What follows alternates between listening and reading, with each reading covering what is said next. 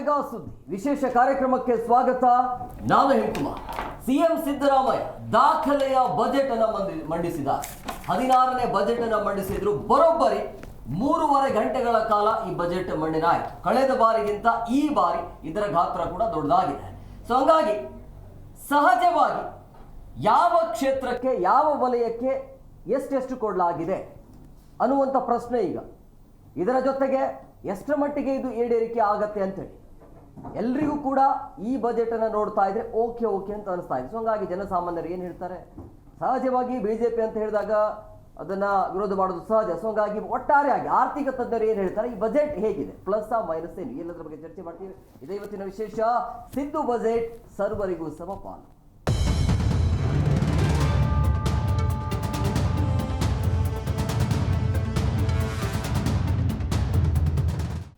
ಪ್ರಮುಖವಾಗಿ ಈ ಬಾರಿ ಸಿಎಂ ಸಿದ್ದರಾಮಯ್ಯ ದಾಖಲೆ ಇದು. ಸಹಜವಾಗಿ ಸಚಿನ್ ತೆಂಡೂಲ್ಕರ್ ಅವರ ದಾಖಲೆಯನ್ನು ಯಾರು ಮುರಿಯೋದಿಲ್ಲ ಅಂತ ಹೇಳ್ತಾ ಇದೀವಿ. ಬಟ್ ಸಿದ್ದರಾಮಯ್ಯನವರ ದಾಖಲೆ ಕೂಡ ಬಹುಶಃ ಯಾರು ಮುರಿಲಿಕ್ಕೆ ಸಾಧ್ಯ ಇಲ್ಲ ಅಂತ ಅನ್ಸುತ್ತೆ. ಸೊ ಹಂಗಾಗಿ ದಾಖಲೆಯ ಬಜೆಟ್ 16ನೇ ಬಜೆಟನ್ನು ಸಿಎಂ ಸಿದ್ದರಾಮಯ್ಯನವರು ಮಂಡಿಸಿದ್ರು. ಬರೋಬ್ಬರಿ 3.5 ಗಂಟೆಗಳ ಕಾಲ ದಾಖಲೆಯ 16ನೇ ಬಜೆಟ್ ಅನ್ನು ಮಂಡಿಸಿದ್ದಾರೆ ಸಿಎಂ ಸಿದ್ದರಾಮಯ್ಯ. ಸಹಜವಾಗಿ ಯಾರಿಗೆಲ್ಲ ಅನುಕೂಲ ಅನಾನುಕೂಲ ಅನ್ನುವಂಥ ಪ್ರಶ್ನೆ ಚರ್ಚೆ ಈಗ.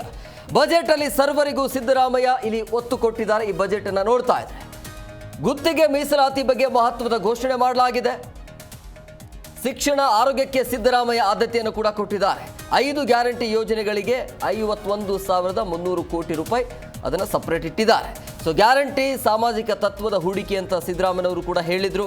ಸೊ ಸಿದ್ದರಾಮಯ್ಯ ಲೆಕ್ಕಾಚಾರ, ಸಹಜವಾಗಿ ಈ ಲೆಕ್ಕಾಚಾರಕ್ಕೆ ಬಿಜೆಪಿಯವರು ಟೀಕೆ ಮಾಡ್ತಿದ್ದಾರೆ. ಬೇರೆ ಬೇರೆ ರೀತಿಯ ಜೊತೆಗೆ ವಿಭಿನ್ನವಾಗಿ ಟೀಕೆ ಮಾಡ್ತಾ ಇರುವಂಥದ್ದು ಪೋಸ್ಟರ್ ಕೂಡ ಬಿಟ್ಟಿದ್ದಾರೆ. ಯಾವ ರೀತಿಯಾಗಿ ಬಜೆಟ್ ಇದೆ, ಯಾರ ಪರವಾಗಿ ಈ ಬಜೆಟ್ ಇದೆ ಅಂತೇಳಿ. ಇದರ ಜೊತೆಗೆ ಆರ್ಥಿಕ ತಜ್ಞರು ಏನು ಹೇಳ್ತಾರೆ ಅಂತ, ಇದರ ಜೊತೆಗೆ ಪ್ರಮುಖವಾಗಿ ಈಗ ಘೋಷಣೆ ಆಗಿರುವಂಥ ಬಜೆಟ್ ಅಥವಾ ಬೇರೆ ಬೇರೆ ಕ್ಷೇತ್ರಗಳಿಗೆ ಏನೇನು ಘೋಷಣೆ ಆಗಿದೆಯಲ್ಲ ಅದು ಎಷ್ಟರ ಮಟ್ಟಿಗೆ ಈಡೇರಿಕೆ ಆಗತ್ತೆ ಅನ್ನುವಂಥ ಪ್ರಶ್ನೆ. ಶಿಕ್ಷಣ ಆರೋಗ್ಯಕ್ಕೆ ಸಿದ್ದರಾಮಯ್ಯನವರು ಇಲ್ಲಿ ಆದ್ಯತೆಯನ್ನು ಕೊಟ್ಟಿದ್ದಾರೆ. ಸೊ ಹಂಗಾಗಿ ಎಷ್ಟರ ಮಟ್ಟಿಗೆ ಅದು ಕಾರ್ಯರೂಪಕ್ಕೆ ಬರುತ್ತೆ ಅಂತೇಳಿ ಈ ಬಜೆಟ್ ಸಕ್ಸಸ್ಸಾ ಅಥವಾ ಓಕೆನಾ ಅನ್ನುವಂಥ ಪ್ರಶ್ನೆ ಈಗ. ಬಜೆಟಲ್ಲಿ ಸರ್ವರಿಗೂ ಸಿದ್ದರಾಮಯ್ಯ ಒತ್ತನ್ನು ಕೊಟ್ಟಿದ್ದಾರೆ. ಇದು ದಾಖಲೆಯ ಬಜೆಟ್ ಆಗುತ್ತೆ. 16ನೇ ಬಜೆಟನ್ನು ಸಿಎಂ ಸಿದ್ದರಾಮಯ್ಯನವರು ಕೂಡ ಮಂಡಿಸಿದ್ದಾರೆ. ಸೊ ಹಂಗಾಗಿ ಸಹಜವಾಗಿ 3.5 ಗಂಟೆಗಳ ಕಾಲ, ಕಳೆದ ಬಾರಿ ಬಜೆಟ್ ಗಾತ್ರ ಏನಿತ್ತಲ್ಲ ಅದು ರೆಕಾರ್ಡ್, ಅದನ್ನು ಮೀರಿಸಿ ಈಗ ಮತ್ತೊಂದು ರೆಕಾರ್ಡ್ ಆಗಿರುವಂಥದ್ದು 4 ಲಕ್ಷ ದಾಟಿದೆ. 4,09,000 ಕೋಟಿ ರೂಪಾಯಿ ಈ ಬಾರಿ ಸಿಎಂ ಸಿದ್ದರಾಮಯ್ಯನವರು ಬಜೆಟನ್ನು ಮಂಡಿಸಿದ್ದಾರೆ. ಬಜೆಟ್ನ ಗಾತ್ರ ಆಗಿದೆ. ಸೊ ಎಲ್ಲದರ ಬಗ್ಗೆ ಚರ್ಚೆ ಮಾಡ್ತೀವಿ. ಯಾವ ವಲಯಕ್ಕೆ ಮತ್ತು ಯಾವ ಜಿಲ್ಲೆಗೆ ಏನೇನು ಕೊಡಲಾಗಿದೆ ಅನ್ನೋಂತ ಹೇಳಿ. ಸೊ ಅದರ ಜೊತೆಗೆ ಪ್ರಮುಖವಾಗಿ ಯಾವ ಕ್ಷೇತ್ರಕ್ಕೆ ಎಷ್ಟೆಷ್ಟು ಕೊಡಲಾಗಿದೆ. ಪ್ರಮುಖವಾಗಿ ಶಿಕ್ಷಣ ಇಲಾಖೆಗೆ 45,286 ಕೋಟಿ ಮೀಸಲು ಇಡಲಾಗಿದೆ, ಅನುದಾನ ಕೊಡಲಾಗಿದೆ ಶಿಕ್ಷಣ ಕ್ಷೇತ್ರಕ್ಕೆ. ಇನ್ನು ಮಹಿಳಾ ಮತ್ತು ಮಕ್ಕಳ ಕಲ್ಯಾಣ ಇಲಾಖೆಯಲ್ಲಿ 34,955 ಕೋಟಿ ರೂಪಾಯಿ ಅನುದಾನ ಕೊಡಲಾಗಿದೆ. ಇದು ಇಲಾಖೆಯವಾರ. ಇನ್ನು ಇಂಧನ ಇಲಾಖೆಗೆ 26,896 ಕೋಟಿ ರೂಪಾಯಿ. ಇದೆಲ್ಲವೂ ಕೂಡ ಖರ್ಚಾಗತ್ತಾ ಇಲ್ಲ ಏನು ಎತ್ತ ಅನ್ನೋದ್ರ ಬಗ್ಗೆ ಚರ್ಚೆ ಈಗ.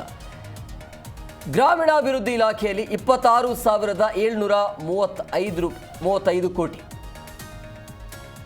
ನೀರಾವರಿ ಇಲಾಖೆಯಲ್ಲಿ 22,181 ಕೋಟಿ. ಇನ್ನು ಪ್ರಮುಖವಾಗಿ ನಗರಾಭಿವೃದ್ಧಿ ಮತ್ತು ವಸತಿ ಇಲಾಖೆಯಲ್ಲಿ 21,405 ಕೋಟಿ ಮೀಸಲಿಡಲಾಗಿದೆ. ಅಂದರೆ ಅಭಿವೃದ್ಧಿ ಮಾಡ್ತೀವಿ ಅಂತ. ಒಳ ಆಡಳಿತ ಮತ್ತು ಸಾರಿಗೆ ಇಲಾಖೆಯಲ್ಲಿ 20,625 ಕೋಟಿ ಅನುದಾನ.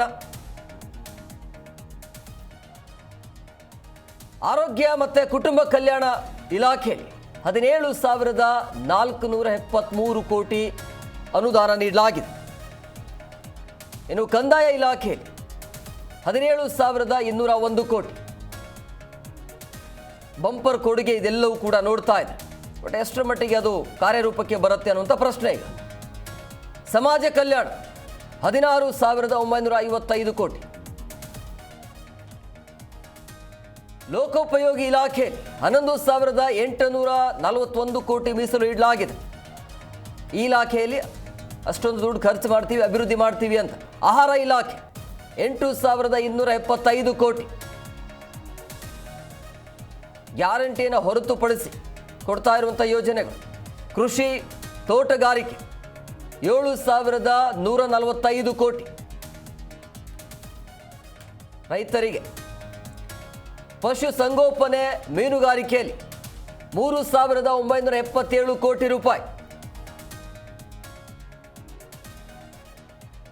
ಇನ್ನು ಎಕ್ಸ್ಟೆಟ್ ಅಂದರೆ ಇತ್ಯಾದಿ ಅಂತ ಹೇಳಿದ್ರೆ 1,49,857 ಕೋಟಿ ಅಂದರೆ ಬೇರೆ ಬೇರೆ ಕ್ಷೇತ್ರಗಳಿಗೆ.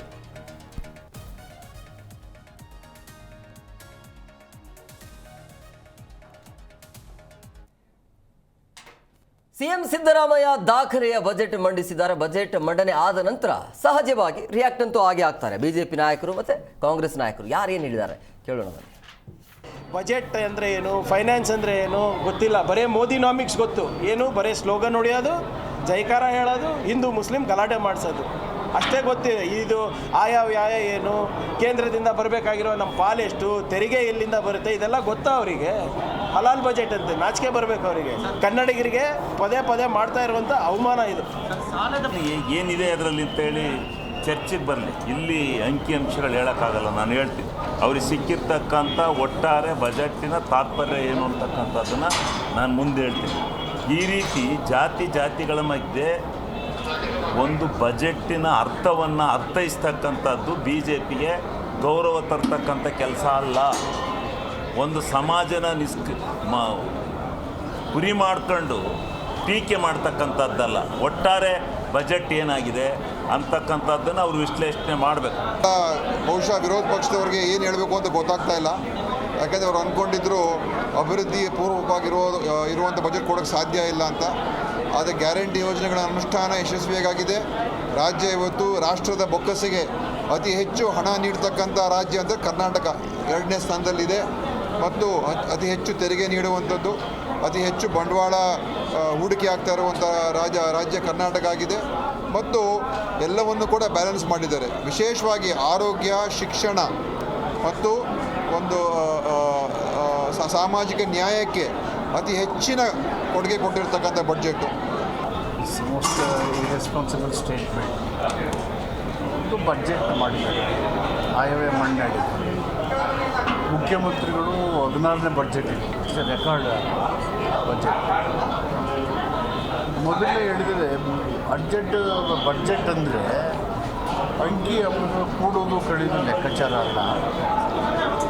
ರಾಜ್ಯದ ತೆರಿಗೆ ಹಣನ ನಮ್ಮ ಸರ್ವಾಂಗೀಣ ಅಭಿವೃದ್ಧಿಗೆ ಬಳಸುವಂಥದ್ದು ಅಂತೇಳಿ ಪ್ರಾರಂಭದಲ್ಲಿ ಅವರು ಹೇಳಿದರು. ಮತ್ತು ನಮ್ಮ ಕೋಲಾರ ಜಿಲ್ಲೆಗೆ ಈ 16ನೇ ಬಜೆಟ್ ಮಂಡನೆಯಿಂದ ನಮಗೆ ಸ್ವಾತಂತ್ರ್ಯ ಬಂದಿದ್ದೇನೋ ಅಂತ ಅನಿಸ್ತದೆ. ಸುಮಾರು ನಮಗೆ ಸ್ವಾತಂತ್ರ್ಯ ಬಂದು ಆಯಿತು, ಸುಮಾರು ವರ್ಷಗಳು ಕಳೆದಿದ್ದರೂ ಸಹಿತ ನಮಗೆ ಕೋಲಾರ ಜಿಲ್ಲೆಗೆ ನಮಗೆ ಸಿಗಬೇಕಾದಂಥ ಅವಕಾಶಗಳು ಸಿಕ್ಕಿರಲಿಲ್ಲ ಅಂತ. ಹೌದು, ವಿಶೇಷವಾಗಿ ಇವತ್ತು ಕೋಲಾರ ಜಿಲ್ಲೆಗೆ ಒಂದು ಮೆಡಿಕಲ್ ಕಾಲೇಜನ್ನು ಕೊಟ್ಟಿದ್ದು ಈ ಬಜೆಟಲ್ಲಿ. ಒಂದು ವಿಶೇಷ ಮೆಡಿಕಲ್ ಕಾಲೇಜನ್ನು ಕೊಟ್ಟರು.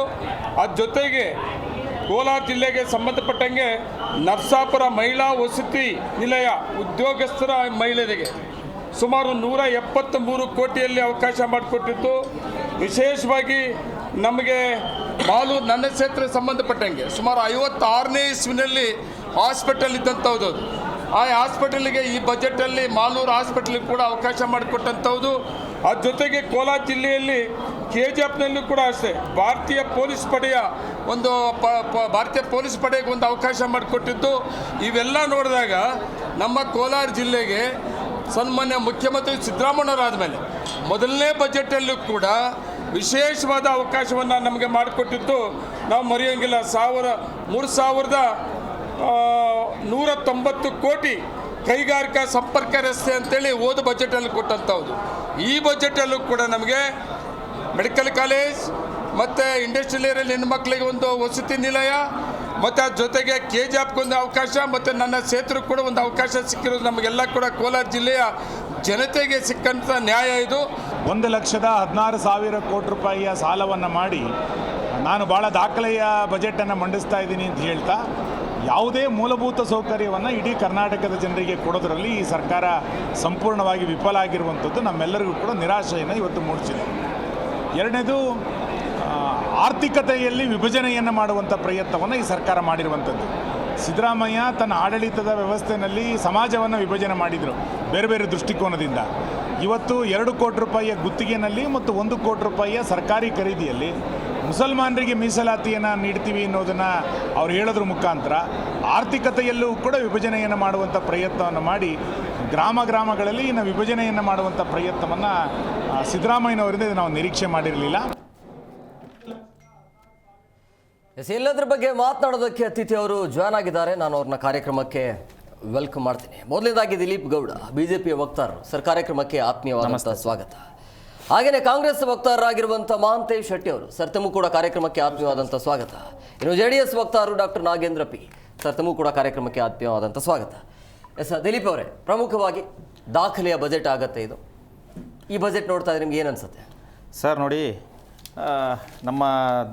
ನೀವು ಈಗ ಹೇಳ್ತಿದ್ದೀರಿ ದಾಖಲೆ ಬಜೆಟ್ಟು, ಸಿದ್ದರಾಮಯ್ಯನವರು ಹಂಗೆ ಕೊಟ್ಟರು ಹಿಂಗೆ ಕೊಟ್ಟರು ಅಂತೇಳಿ. ಬಜೆಟ್ನ ಗಾತ್ರ ಜಾಸ್ತಿ ಆಗಿದೆ ಅಷ್ಟೇ.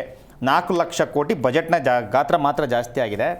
ಆದರೆ ಸಾಲ 1,16,000 ಕೋಟಿ. ಸಂಪೂರ್ಣವಾಗಿ ಕರ್ನಾಟಕದ ಸಾಲ 7.5 ಲಕ್ಷ ಕೋಟಿ. ಇವತ್ತು ಒಬ್ಬೊಬ್ಬ ಕನ್ನಡಿಗನ ಮೇಲೆ 1 ಲಕ್ಷ ಸಾಲ ಇದೆ. ಕನ್ನಡಿಗರ ಮೇಲೆ ಸಾಲದ ಹೊರೆಯನ್ನೇ ಹೊರಿಸಿದ್ದಾರೆ ಸಿದ್ದರಾಮಯ್ಯ. ಮತ್ತು ಇವರು ಹೇಳ್ತಿದ್ರಲ್ಲ, ನಾವು ಅವ್ರಿಗೆ ಇಷ್ಟು ಕೊಟ್ಟಿದ್ದೀವಿ ಅಷ್ಟು ಕೊಟ್ಟಿದ್ದೀವಿ ಅಂತೇಳಿ. ಇವ್ರು ಬಜೆಟ್ನಲ್ಲಿ ಮಂಡನೆ ಮಾಡ್ತಕ್ಕಂಥದ್ದು ಬರೀ ಘೋಷಣೆಯಾಗಿ ಉಳ್ಕೊಳ್ತಾವಷ್ಟೇ. ಅವನು ಯಾವನು ಸಹ ಕಾರ್ಯಗತ ಮಾಡಲ್ಲ. ಕಳೆದ ಬಜೆಟ್ನಲ್ಲಿ ಘೋಷಣೆ ಆಗಿರ್ತಕ್ಕಂಥ ಶಿಕ್ಷಣಕ್ಕೆ 37,452 ಕೋಟಿ ಬಿಡುಗಡೆ ಆಗಿರ್ತಕ್ಕಂಥದ್ದು ಬರೀ 24,199 ಕೋಟಿ. ಇನ್ನು 13,000 ಕೋಟಿ ಬಿಡುಗಡೆ ಆಗಬೇಕು. ಇನ್ನು 40% ಹಂಗೆ ಉಳ್ಕೊಂಡಿದೆ. ಮಹಿಳಾ ಮತ್ತು ಮಕ್ಕಳ ಕಲ್ಯಾಣ ಇಲಾಖೆ ಅನುದಾನ ಇವ್ರು ಬಜೆಟ್ನಲ್ಲಿ ಘೋಷಣೆ ಮಾಡಿದ್ದು 35,611 ಕೋಟಿ. ಬಿಡುಗಡೆ ಆಗಿರ್ತಕ್ಕಂಥದ್ದು 22,053 ಕೋಟಿ, ಬಾಕಿ 13,000 ಕೋಟಿ. ಆಹಾರ ಮತ್ತು ನಾಗರಿಕ ಸರಬರಾಜು ಅನುದಾನ 9,948 ಕೋಟಿ. ಬಿಡುಗಡೆ ಆಗಿರೋದು 4,162, ಬಾಕಿ 5,786. ಗ್ರಾಮೀಣಾಭಿವೃದ್ಧಿ ಅನುದಾನ 25,936, ಬಿಡುಗಡೆ 10,408, ಬಾಕಿ ಇರ್ತಕ್ಕಂಥದ್ದು 15,528. ಎಷ್ಟು ಸರ್? 70% ಬಾಕಿ ಉಳಿಸ್ಕೊಂಡವ್ರೆ. ಜಲಸಂಪನ್ಮೂಲ 17,000 ಬಿಡುಗಡೆ ಆಗಿರೋದು, ಅನುದಾನ ಆಗಿರೋದು. ಬಿಡುಗಡೆ ಆಗಿರೋದು 9,200, ಬಾಕಿ 8,000, 40% ಉಳಿಸ್ಕೊಂಡಲ್ಲ. ಈ ಬಜೆಟ್ ಬಗ್ಗೆ ನಿಮ್ಗೆ ಏನು ಅನ್ಸುತ್ತೆ ಅಂತ sir? First of all budget ಇದು one of the fake budget. Siddaramaiah budget ಮೇಲೆ ನಮ್ಮ ನಂಬಿಕೆನೇ ಇಲ್ದಂಗೆ ಆಗ್ಬಿಟ್ಟಿದೆ. ಇವ್ರು ಕೊಡ್ತಕ್ಕಂಥ ಅನುದಾನಗಳು ಯಾವುವು ಬಿಡುಗಡೆ ಆಗಲ್ಲ, ಇವು ಘೋಷಣೆಯಾಗಿ ಉಳ್ಕೊಂತವೆ. ಮತ್ತೆ ಇವತ್ತು ಸರ್ ರಾಜ್ಯದಲ್ಲಿ ಇವತ್ತು ದಲಿತರ ಸಮಸ್ಯೆಲಿದ್ದಾರೆ. ದಲಿತರ ಹಣವನ್ನು ಲೂಟಿ ಹೊಡೆದವರು ಅವರ STP ST ಹಣವನ್ನು ತೆಗೆದುಕೊಂಡೋಗಿ ಗ್ಯಾರಂಟಿಗಳಿಗೆ ಉಪಯೋಗಿಸಿಕೊಂಡಿದ್ದಾರೆ ಅಂತ ದಲಿತರು ಇವತ್ತು ಹೋರಾಟ ಮಾಡಿದ್ದಾರೆ. ವಿಧಾನಸೌಧ ಛಲ ಇಟ್ಕೊಂಡು ವಿಧಾನಸೌಧದೊಳಗಡೆ ದಲಿತರು ಬಂದು ಹೋರಾಟ ಮಾಡಿದ್ದಾರೆ. ಇವತ್ತು ದಲಿತರುಗಳಿಗೆ ನ್ಯಾಯ ಕೊಡೋಕ್ಕಾಗ್ತಾ ಇಲ್ಲ. ಇವ್ರ ಕಣ್ಣಿಗೆ ಕಾಣಿಸ್ತಾ ಇರ್ತಕ್ಕಂಥದ್ದು ಮುಸಲ್ಮಾನರಷ್ಟೇ. ಅವ್ರು ಬಿಟ್ಟು ಇನ್ಯಾರು ಕಾಣಿಸ್ತಾ ಇಲ್ಲ. ಹಿಂದುಳಿದವರು ದಲಿತರು ಇವ್ರ ಕಣ್ಣಿಗೆ ಕಾಣಿಸ್ತಾ ಇಲ್ಲ. ದಲಿತರ ಸಮಾಧಿ ಮಾಡ್ತಾ ಇದ್ದಾರೆ ಇವತ್ತು. ಇವರು ವಕ್ಫ್ ಆಸ್ತಿಗಳು ಎಲ್ಲೋ ಒಂದು ಕಡೆ ಹೇಳ್ತಾರೆ ಸಿದ್ದರಾಮಯ್ಯನವರು, ನಾನು ವಕ್ಫ್ ಆಸ್ತಿಯನ್ನು ರಕ್ಷಣೆ ಮಾಡ್ತೀನಿ ರೈತರುಗಳಿಗೆ ಅಂತ. 1.5 ಲಕ್ಷ ಎಕರೆ ವಕ್ಫ್ ಆಸ್ತಿಯನ್ನು ಲೂಟಿ ಹೊಡೆದ್ರಲ್ಲ ಇವರು. ಇವತ್ತು ಮತ್ತೆ ಅದನ್ನ ವಾಪಸ್ ಕೊಡಿಸ್ತೀನಿ ಅಂತ ಹೇಳಿದ್ರಲ್ಲ ಸ್ವಾಮಿ. ವಾಪಸ್ ಕೊಡಿಸ್ತೀನಿ ಅಂತ ಹೇಳಿ ಇವತ್ತು ವಕ್ಫ್ ಆಸ್ತಿಗಳ ದುರಸ್ತಿ, ಜೀರ್ಣೋದ್ಧಾರ, ಕಬರಸ್ಥಾನಗಳಿಗೆ 150 ಕೋಟಿ ಕೊಟ್ಟಿದ್ದೀರಲ್ಲ ಅನುದಾನ. ನೀವು ವಾಪಸ್ ಎಲ್ಲಿ ಕೊಡ್ತೀರಿ? ಅದ್ರ ಅಭಿವೃದ್ಧಿ ಮಾಡಕ್ ಕೊಟ್ಟಿದ್ದೀರಿ, ಲೂಟಿ ಹೊಡೆದಿರೋದ್ನ. ಇದು ಯಾರೋ ಅವ್ರು ಮುಸಲ್ಮಾನರು ತಲುಪ್ತಾ ಇಲ್ಲ. ಮುಸಲ್ಮಾನರ ಹೆಸರಿನಲ್ಲಿ ಯಾರೊಬ್ಬ ಜಮೀರ್ ಅಹಮದ್ ಇನ್ನೊಬ್ಬನೋ ಆ ಆಸ್ತಿಗಳನ್ನ ನಡೆಸ್ತಿರ್ತಾರೆ. ಅಲ್ಪಸಂಖ್ಯಾತ ಮೆಟ್ರಿಕ್ ನಂತರ ವಿದ್ಯಾರ್ಥಿಗಳಿಗೆ ಸ್ಪರ್ಧಾತ್ಮಕ ಪರೀಕ್ಷೆಗಳ ಮತ್ತು ವೃತ್ತಿ ಮಾರ್ಗದರ್ಶನಕ್ಕೆ ತರಬೇತಿ. ಅಲ್ಪಸಂಖ್ಯಾತ ಸಮುದಾಯಗಳಿಗೆ ಮದುವೆ, ಸರಳ ಮದುವೆಗಳಿಗೆ 50,000. ಯಾಕೆ ದಲಿತರುಗಳು ಮದುವೆ ಆಗೋರು ಯಾರು ಇಲ್ವಾ? ಹಿಂದುಳಿದವರು ಯಾರು ಮದುವೆ ಆಗೋರು ಇಲ್ವಾ? ನೀವು ಬರೀ ಮುಸಲ್ಮಾನರಿಗೆ ಯಾಕೆ ಇಷ್ಟೊಂದು ಪ್ರೀತಿ? ಈ ರಾಜ್ಯದಲ್ಲಿ ಯಾಕೆ ನೀವು ಬರೀ ಮುಸಲ್ಮಾನರ ಮೇಲೆ ಇಷ್ಟೊಂದು ಪ್ರೀತಿ ತೋರಿಸ್ತಿದ್ದೀರಿ? ಹಿಂದೂಗಳು ಯಾರು ಇಲ್ವಾ ಸ್ವಾಮಿ? ಬದುಕಿಲ್ವಾ? ಅದಕ್ಕೆ ನಮ್ಮವ್ರು ಹೇಳಿರ್ತಕ್ಕಂಥದ್ದು ಅಲಾಲ್ ಬಜೆಟ್ ಇದು ಅಂತ. ಮತ್ತೆ ಮುಸಲ್ಮಾನರು ಬೇರೆ ದೇಶದಲ್ಲಿ ಓದ್ಬೇಕು ಅಂದ್ರೆ 30 ಲಕ್ಷ ಕೊಡ್ತಾರಂತೆ ಇವರು. ಅಂದ್ರೆ ದಲಿತರು ಕೊಡ್ತಿದ್ದಂತ, ನೀವು ಬೇರೆ ದೇಶದಲ್ಲಿ ಓದ್ಬೇಕಾದ್ರೆ ದಲಿತರು ಕೊಡ್ತಿದ್ದಂತ ಒಂದು ಹಣವನ್ನ ನಿಲ್ಸಿದ್ರಿ ವಿದ್ಯಾರ್ಥಿ ವೇತನವನ್ನ. ಈಗ ನೋಡಿದ್ರೆ ಮುಸಲ್ಮಾನರು ಕೊಡ್ತೀರಿ. ನಾ ಬೇಸರ ಅಲ್ಲ ಸರ್, ಇದು ಕೊಟ್ಟಿರ್ತಕ್ಕಂಥದ್ದು ಕೇವಲ ಮುಸಲ್ಮಾನರ ಬಜೆಟ್. ಇದು ಒಂದು ಹಲಾಲ್ ಬಜೆಟ್, ಇದು ಒಂದು ಬಜೆಟ್ ಜಿಹಾದ್ ಅಂತ ನಾನು ಹೇಳ್ತೀನಿ ಸರ್ ಈ ಮೂಲಕ. ಮಹಾಂತೇಶ್ ಅವರಿಗೆ ಸಾಬರ ಬಜೆಟ್ ಇದು ಅಂತ ಇವರ ವಾದ, ಏನು ಹೇಳ್ತೀರಿ ಸರ್? ಸನ್ಮಾನ್ಯ ಈ ರಾಜ್ಯದ ಮುಖ್ಯಮಂತ್ರಿಗಳು 15ನೇ ಬಜೆಟನ್ನು ಮುಗಿಸಿ 16ನೇ ಬಜೆಟನ್ನು ಯಶಸ್ವಿಯಾಗಿ ಮಾಡಿದರಲ್ಲಿ ಈ ರಾಜ್ಯದ ಜನತೆಗೆ ಸರ್ವರಿಗೂ ಸಮಪಾಲು ಸರ್ವರಿಗೂ ಸಮಬಾಳು ಅಣ್ಣ ಬಸವಣ್ಣನ ತತ್ವದಡಿಯಲ್ಲಿ ಸಿದ್ದರಾಮಯ್ಯ ಎಲ್ಲಿ ಸ್ವಾಮಿ ಎಲ್ಲಿ ಸರ್ವರಿಗೆ ಎಲ್ಲಿ ಕೊಟ್ಟಿದ್ದೀರಿ ಸರ್ವರಿಗೆ ಎಲ್ಲಿ ಕೊಟ್ಟಿದ್ದೀರಿ ನೀವು ಬರೀ ಮುಸಲ್ಮಾನರು ಕೊಟ್ಟಿದ್ದೀರಿ ಸುಳ್ಳು ಸುಳ್ಳೆಲ್ಲ ಯಾಕೆ ಹೇಳ್ತೀರಿ ಹಸಿ ಸುಳ್ಳುಗಳನ್ನ ಅಲ್ಲ ಎಲ್ಲರಿಗೂ ಸಮಪಾಲು ಅಲ್ಲ ಮುಸಲ್ಮಾನರಿಗೆ ಮಾತ್ರ ಪಾಲು ಕರ್ನಾಟಕವನ್ನ ಮಾರ್ಬಿಡಿ ಕರ್ನಾಟಕವನ್ನ ಮಾರ್ಬಿಡಿ ಸರ್ವರಿಗೂ ಸಮಪಾಲು ಅಲ್ಲ ಬರೀ ಮುಸಲ್ಮಾನರಿಗೆ ಪಾಲು ಎಲ್ಲಿದೆ ತೋರಿಸಿ ಈ ಬಜೆಟ್ ಅಲ್ಲಿ ಎಲ್ಲಿದೆ ಹಿಂದೂಗಳಿಗೆ ಹಿಂದೂಗಳಿಗೆ ಎಲ್ಲಿದೆ ನೀವು ಹಿಂದೂಗಳಿಗೆ ನ್ಯಾಯ ಕೊಟ್ಟಿದ್ದೀರಾ ಯಾವ ವಿಚಾರವನ್ನ ನೀವು ದಲಿತರ ಹಣವನ್ನ ಲೂಟಿ ಹೊಡೆದ್ರಿ ಓಬಿಸಿ ಹಣವನ್ನ ಲೂಟಿ ಹೊಡೆದ್ರಿ ಎಲ್ಲ ತೆಗೆದುಕೊಂಡು ಹೋಗಿ ಮುಸಲ್ಮಾನರಿಗೆ ಕೊಡ್ರಿ ಈ ದೇಶ ಮಾರ್ಬಿಡ್ರಿ ಈ ರಾಜ್ಯವನ್ನ ಮಾರ್ಬಿಡಿ ನೀವು ಈ ರಾಜ್ಯವನ್ನ ಮಾರ್ಬಿಡ್ರಿ ನೀವು ಈ ರಾಜ್ಯವನ್ನ ಮಾರ್ಬಿಡಿ ಎಲ್ಲ ಇವರೆಲ್ಲ ಬೆಂಗಳೂರು ಅಭಿವೃದ್ಧಿ ಅಂತ ಹೇಳ್ತೀರಿ ಓದಕ್ ಬರ್ಲಕ್ಕ ಅನ್ಸುತ್ತೆ ಮನೆ ವಕ್ತಾರರು ದಯಮಾಡಿ ನಿಮ್ಗೆ ಓದಕ್ ಬರ್ಲಕ್ಕ ಅನ್ಸುತ್ತೆ ITI ಕಾಲೇಜ್ ಯಾರಿಗೆ ಕೊಟ್ಟಿದ್ದೀರಿ ಸಹಿತ ಕಾಲೇಜ್ ಯಾರಿಗೆ ಕೊಟ್ಟಿದ್ದೀರಿ ಇಲ್ಲಿ ಕೇಳ್ರಿ ನಾನ್ ಮಾತಾಡುವಾಗ ನೀವು ಮಾತಾಡೋದಿಲ್ಲ ಹಿಂದೂಗಳಿಗೆ ಹೆಂಗ್ ಕೊಟ್ಟಿದ್ದೀರಿ ಹೇಳಿ ನಾನು ಮಾತನಾಡುವಾಗಿಲ್ಲ ನನ್ನ ಮುಗಿದ ಮೇಲೆ ಸುಳ್ಳು ಹೇಳ್ಬೇಡಿ ಸರ್ ದಯಮಾಡಿ ತಾಳ್ಮೆ ಕಳ್ಕೊಳ್ಳೋದು ಬೇಡ ತಾಳ್ಮೆ ಹೋಗ್ಬಿಟ್ಟಿದೆ ಸರ್ ನೋಡ್ರಿ ಈ ರಾಜ್ಯದ ಜನತೆ ನೋಡ್ತಾ ಇದ್ದಾರೆ ನಾನು ಮಾತನಾಡಿದ ಮೇಲೆ ನೀವು ಮಾತನಾಡಿ ಸರ್ವರಿಗೂ ಸಮಪಾಲು ಸರ್ವರಿಗೂ ಸಮಬಾಳು ದಯಮಾಡಿ ಪದ ಉಪಯೋಗಿಸಬೇಡಿ ಅದು ಎಲ್ಲರ ಹಕ್ಕ್ರಿ ಈ ದೇಶದ ಪ್ರಜೆಗಳಾದ್ಮೇಲೆ ಸಮಪಾಳು ಅನ್ನೋದನ್ನು ಮಾಡೋದ್ರ ಜೊತೆಗೆ ವಿಶೇಷವಾಗಿ ನಾವು ಕೃಷಿ ಪೂರ್ವಭಾವಿ ಬಜೆಟಲ್ಲಿ ಭಾಗವಹಿಸಿದವ್ರು ನಾನು ಬಾಗಲಕೋಟೆ ಜಿಲ್ಲೆಯಿಂದ ವಿಶೇಷವಾಗಿ ಕೃಷಿಕ ಸಮಾಜ ಪ್ರತಿನಿಧಿಯಾಗಿ ಬಾಗಲಕೋಟೆಯಿಂದ ಬಂದು ಕೃಷಿ ಪೂರ್ವಭಾವಿ ಬಜೆಟಲ್ಲಿ ಭಾಗವಹಿಸಿದಾಗ ನಿನ್ನೆ ದಿವಸನೂ ನಾನು ಅದನ್ನು ವ್ಯಕ್ತಪಡಿಸಿದ್ದೇನೆ. ಇಡೀ ದೇಶದಲ್ಲಿ ಕೃಷಿಯಿಂದ ಮಾತ್ರ ಬಾಳಕ್ಕೆ ಸಾಧ್ಯ ರೀ. ರೈತ ಅನ್ನ ಹಾಕಿದರೆ ಮಾತ್ರ ನೀನು ತಿಂತಂದು ಮತ್ತೊಬ್ರು ತಿಂತಾನ. ರೈತರಲ್ಲಿಯೂ ಸಹ ಭೇದ ಭಾವ ಮಾಡುವಂಥ ವ್ಯವಸ್ಥೆ ಮಾಡಬೇಡ್ರಿ. ರೈತರು ಎಲ್ಲರೂ ಇದ್ದಾರೆ. ರೈತರಿಗಾಗಿ ಕೃಷಿಯೇ ಮೊದಲು ಸರ್ವಸ್ವ, ಕೃಷಿಯಿಂದಲೇ ಪಸರಿಸುವುದು ಎಲ್ಲ, ಕೃಷಿಯಿಂದಲೇ ಎಲ್ಲ ಎನ್ನುವುದನ್ನು ಅರ್ಥ ಮಾಡ್ಕೊಳ್ಬೇಕಾಗಿದೆ. ಆ ನಿಟ್ಟಿನಲ್ಲಿ ಇವತ್ತು ಈ ರಾಜ್ಯದ ಮುಖ್ಯಮಂತ್ರಿಗಳು ರೈತರಿಗಾಗಿ, ಬಡವರಿಗಾಗಿ, ದೀನದಲಿತರಿಗಾಗಿ, ಕೃಷಿಗಾಗಿ ಹಲವಾರು ಯೋಜನೆಗಳನ್ನು, ವಿಶೇಷವಾಗಿ 50,000 ರೈತರಿಗೆ ಕೃಷಿ ಯಂತ್ರೋಪಕರಣಗಳನ್ನು ನೀಡುವ ನಿಟ್ಟಿನಲ್ಲಿ ಮಳೆಯಾಶ್ರಿತ ಪ್ರದೇಶಗಳಲ್ಲಿ, ಅದರಲ್ಲೂ ಉತ್ತರ ಕರ್ನಾಟಕದ ಪ್ರದೇಶಗಳಿಗೆ ನಾವು ಅವ್ರಿಗೆ ಮನವಿ ಮಾಡ್ಕೊಂಡಿದ್ದೀವಿ. ಉತ್ತರ ಕರ್ನಾಟಕದ ಪ್ರದೇಶಗಳಿಗೆ ಹಲವಾರು ಯೋಜನೆಗಳನ್ನು, ಮಾದಾಯಿ ಯೋಜನೆ ಆಗಿರ್ಬೋದು. ನೀವು ಇಷ್ಟು ಮಾತನಾಡ್ತಿರಲ್ಲ ಕರ್ನಾಟಕದ ಬಗ್ಗೆ, ಹೋಗಿ ಮಾದಾಯಿ ವಿಷಯದಲ್ಲಿ ಕೇಂದ್ರಕ್ಕೆ ಮಾತನಾಡ್ರಿ. ಆ ದಮ್ಮು ತಾಕತ್ತು ನಿಮಗಿದೆನಾ?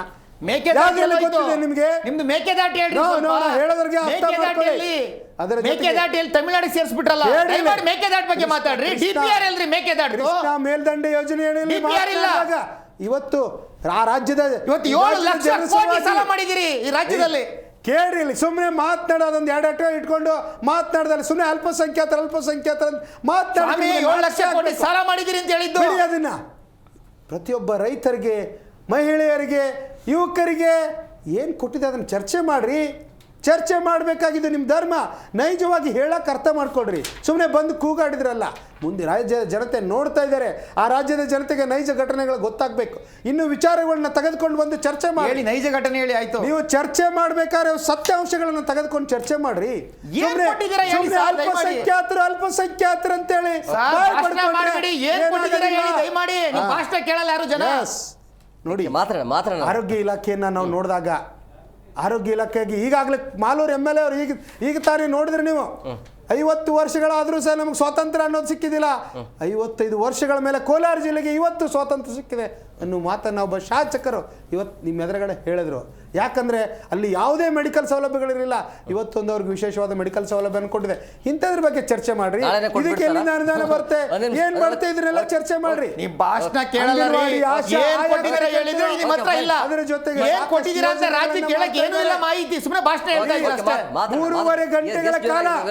ಮೂರುವರೆ ಗಂಟೆಗಳ ಕಾಲ ಇಡೀ ರಾಜ್ಯವನ್ನ ನೋಡುವಂತ ವ್ಯವಸ್ಥೆಗೆ ಮಾತನಾಡಿದ್ದಾರೆ. ಅದನ್ನ ಅರ್ಥ ಮಾಡ್ಕೊಡ್ರಿ. ಸಿದ್ದರಾಮಯ್ಯನವರ 16ನೇ ಬಜೆಟ್ ಇಡೀ ದೇಶದಲ್ಲಿ ಯಾರು ಮಾಡಿದೆ ತೋರಿಸಿ. ಮಾಡೋಕ್ಕೋಸ್ಕರ ಮುಖ್ಯಮಂತ್ರಿ ಆಗಿರೋದು ಈ ರಾಜ್ಯಕ್ಕೆ ಏನು ಯೋಜನೆ ಕೊಟ್ಟಿದ್ದೀರಾ ಅದೇ ಹೇಳ್ರಿ. ಏನು ಯೋಜನೆ ಕೊಟ್ಟಿದ್ದೀರಾ ರಾಜ್ಯಕ್ಕೆ? ತಾಕತ್ತು ಹೇಳ್ತಿರಲ್ಲ. ಆರೋಗ್ಯ ಕ್ಷೇತ್ರಕ್ಕೆ ಏನು ಕೊಟ್ಟಿದ್ದೀರಾ? ಶಿಕ್ಷಣ ಕ್ಷೇತ್ರಕ್ಕೆ ಏನು ಕೊಟ್ಟಿದ್ದೀರಾ? ರೈತರಿಗೆ ಏನು ಕೊಟ್ಟಿದ್ದೀರಾ?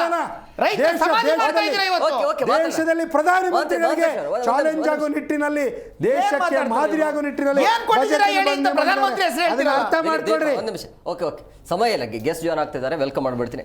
ಆರ್ಥಿಕ ತಜ್ಞರಾಗಿರುವಂತಹ HR ಪ್ರಭಾಕರ್ ಸರ್ ಕಾರ್ಯಕ್ರಮಕ್ಕೆ ಆತ್ಮೀಯವಾದಂತಹ ಸ್ವಾಗತ.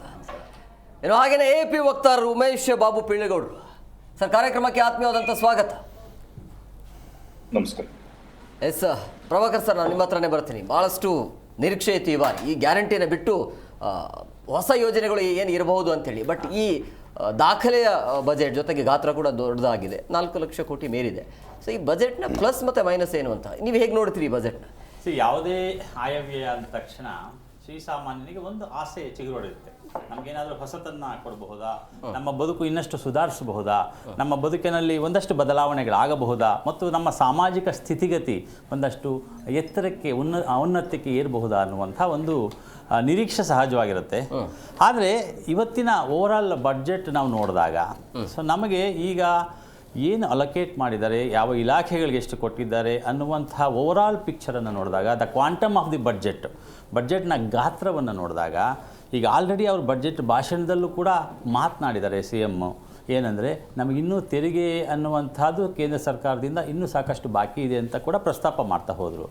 ಆದರೆ ವೇರಾಸ್ ರೆವಿನ್ಯೂ ಅಲೋಕೇಶನ್ ಹೇಗೆ ಮಾಡಿದಾರೋ, ರೆವಿನ್ಯೂ ಕಲೆಕ್ಷನ್ ಎಲ್ಲಿಂದ ಬರುತ್ತೆ ಅನ್ನುವಂಥದ್ದನ್ನು ನಾವು ಬಹಳ ಮುಖ್ಯವಾಗಿ ಇಲ್ಲಿ ಯೋಚನೆ ಮಾಡಬೇಕು. ಯಾಕಂದರೆ ಸರ್ಕಾರದ ರಾಜಸ್ವಕ್ಕೆ ಬಹಳ ದೊಡ್ಡ ಶಕ್ತಿ ಕೊಡುವಂಥದ್ದು ಅಬಕಾರಿ ಇಲಾಖೆ, ವಾಣಿಜ್ಯ ತೆರಿಗೆಗಳ ಇಲಾಖೆ, ಈ ಥರ ಕೆಲವು ಇಲಾಖೆಗಳಿಂದ ಬಹಳ ದೊಡ್ಡ ಕಾಂಟ್ರಿಬ್ಯೂಷನನ್ನು ಬರುತ್ತೆ. ಸೊ ಆ ಕಾಂಟ್ರಿಬ್ಯೂಷನ್ ನಡುವೆ ಬೇರೆ ಈಗ ಆಲ್ರೆಡಿ ಇರ್ತಕ್ಕಂತಹ ಗ್ಯಾರಂಟಿ ಯೋಜನೆಗಳಿಗೆ ಬೇಕಾದಂತಹ ಹಣವನ್ನು ಹೊಂದಿಸ್ತಕ್ಕಂತಹದ್ದು ಒಂದು ಕಡೆ ಆದರೆ, ಇನ್ನು ಏನು ಹೊಸ ಯೋಜನೆಗಳಿಗೆ ಮತ್ತು ಇಲಾಖೆಗಳಿಗೆ ಅನುದಾನವನ್ನು ಹೆಚ್ಚು ಮಾಡುವಂತಹ ಒಂದು ಮಾತುಗಳನ್ನು ಅವರು ಬಡ್ಜೆಟ್ ಭಾಷಣದಲ್ಲಿ ಮಾಡಿದ್ದಾರೆ. ಅದಕ್ಕೆ ಫಂಡ್ಸು ಯಾವ ಮೂಲದಿಂದ ಬರುವಂತಹದ್ದು ಬರುತ್ತೆ ಅನ್ನುವಂತಹ ಒಂದು ಕ್ಲಾರಿಟಿ ಇನ್ನೂ ಬೇಕಾಗಿದೆ. ಯಾಕಂದರೆ ಇವತ್ತು ನಾವು ಬಡ್ಜೆಟ್ಟು ಮಂಡನೆ ಮಾಡಿದ ತಕ್ಷಣ ಅದು ಇಮ್ಮಿಡಿಯೇಟಾಗಿ ನಾಳೆ ಇಂಪ್ಲಿಮೆಂಟ್ ಆಗುತ್ತೆ ಅಂತಲ್ಲ.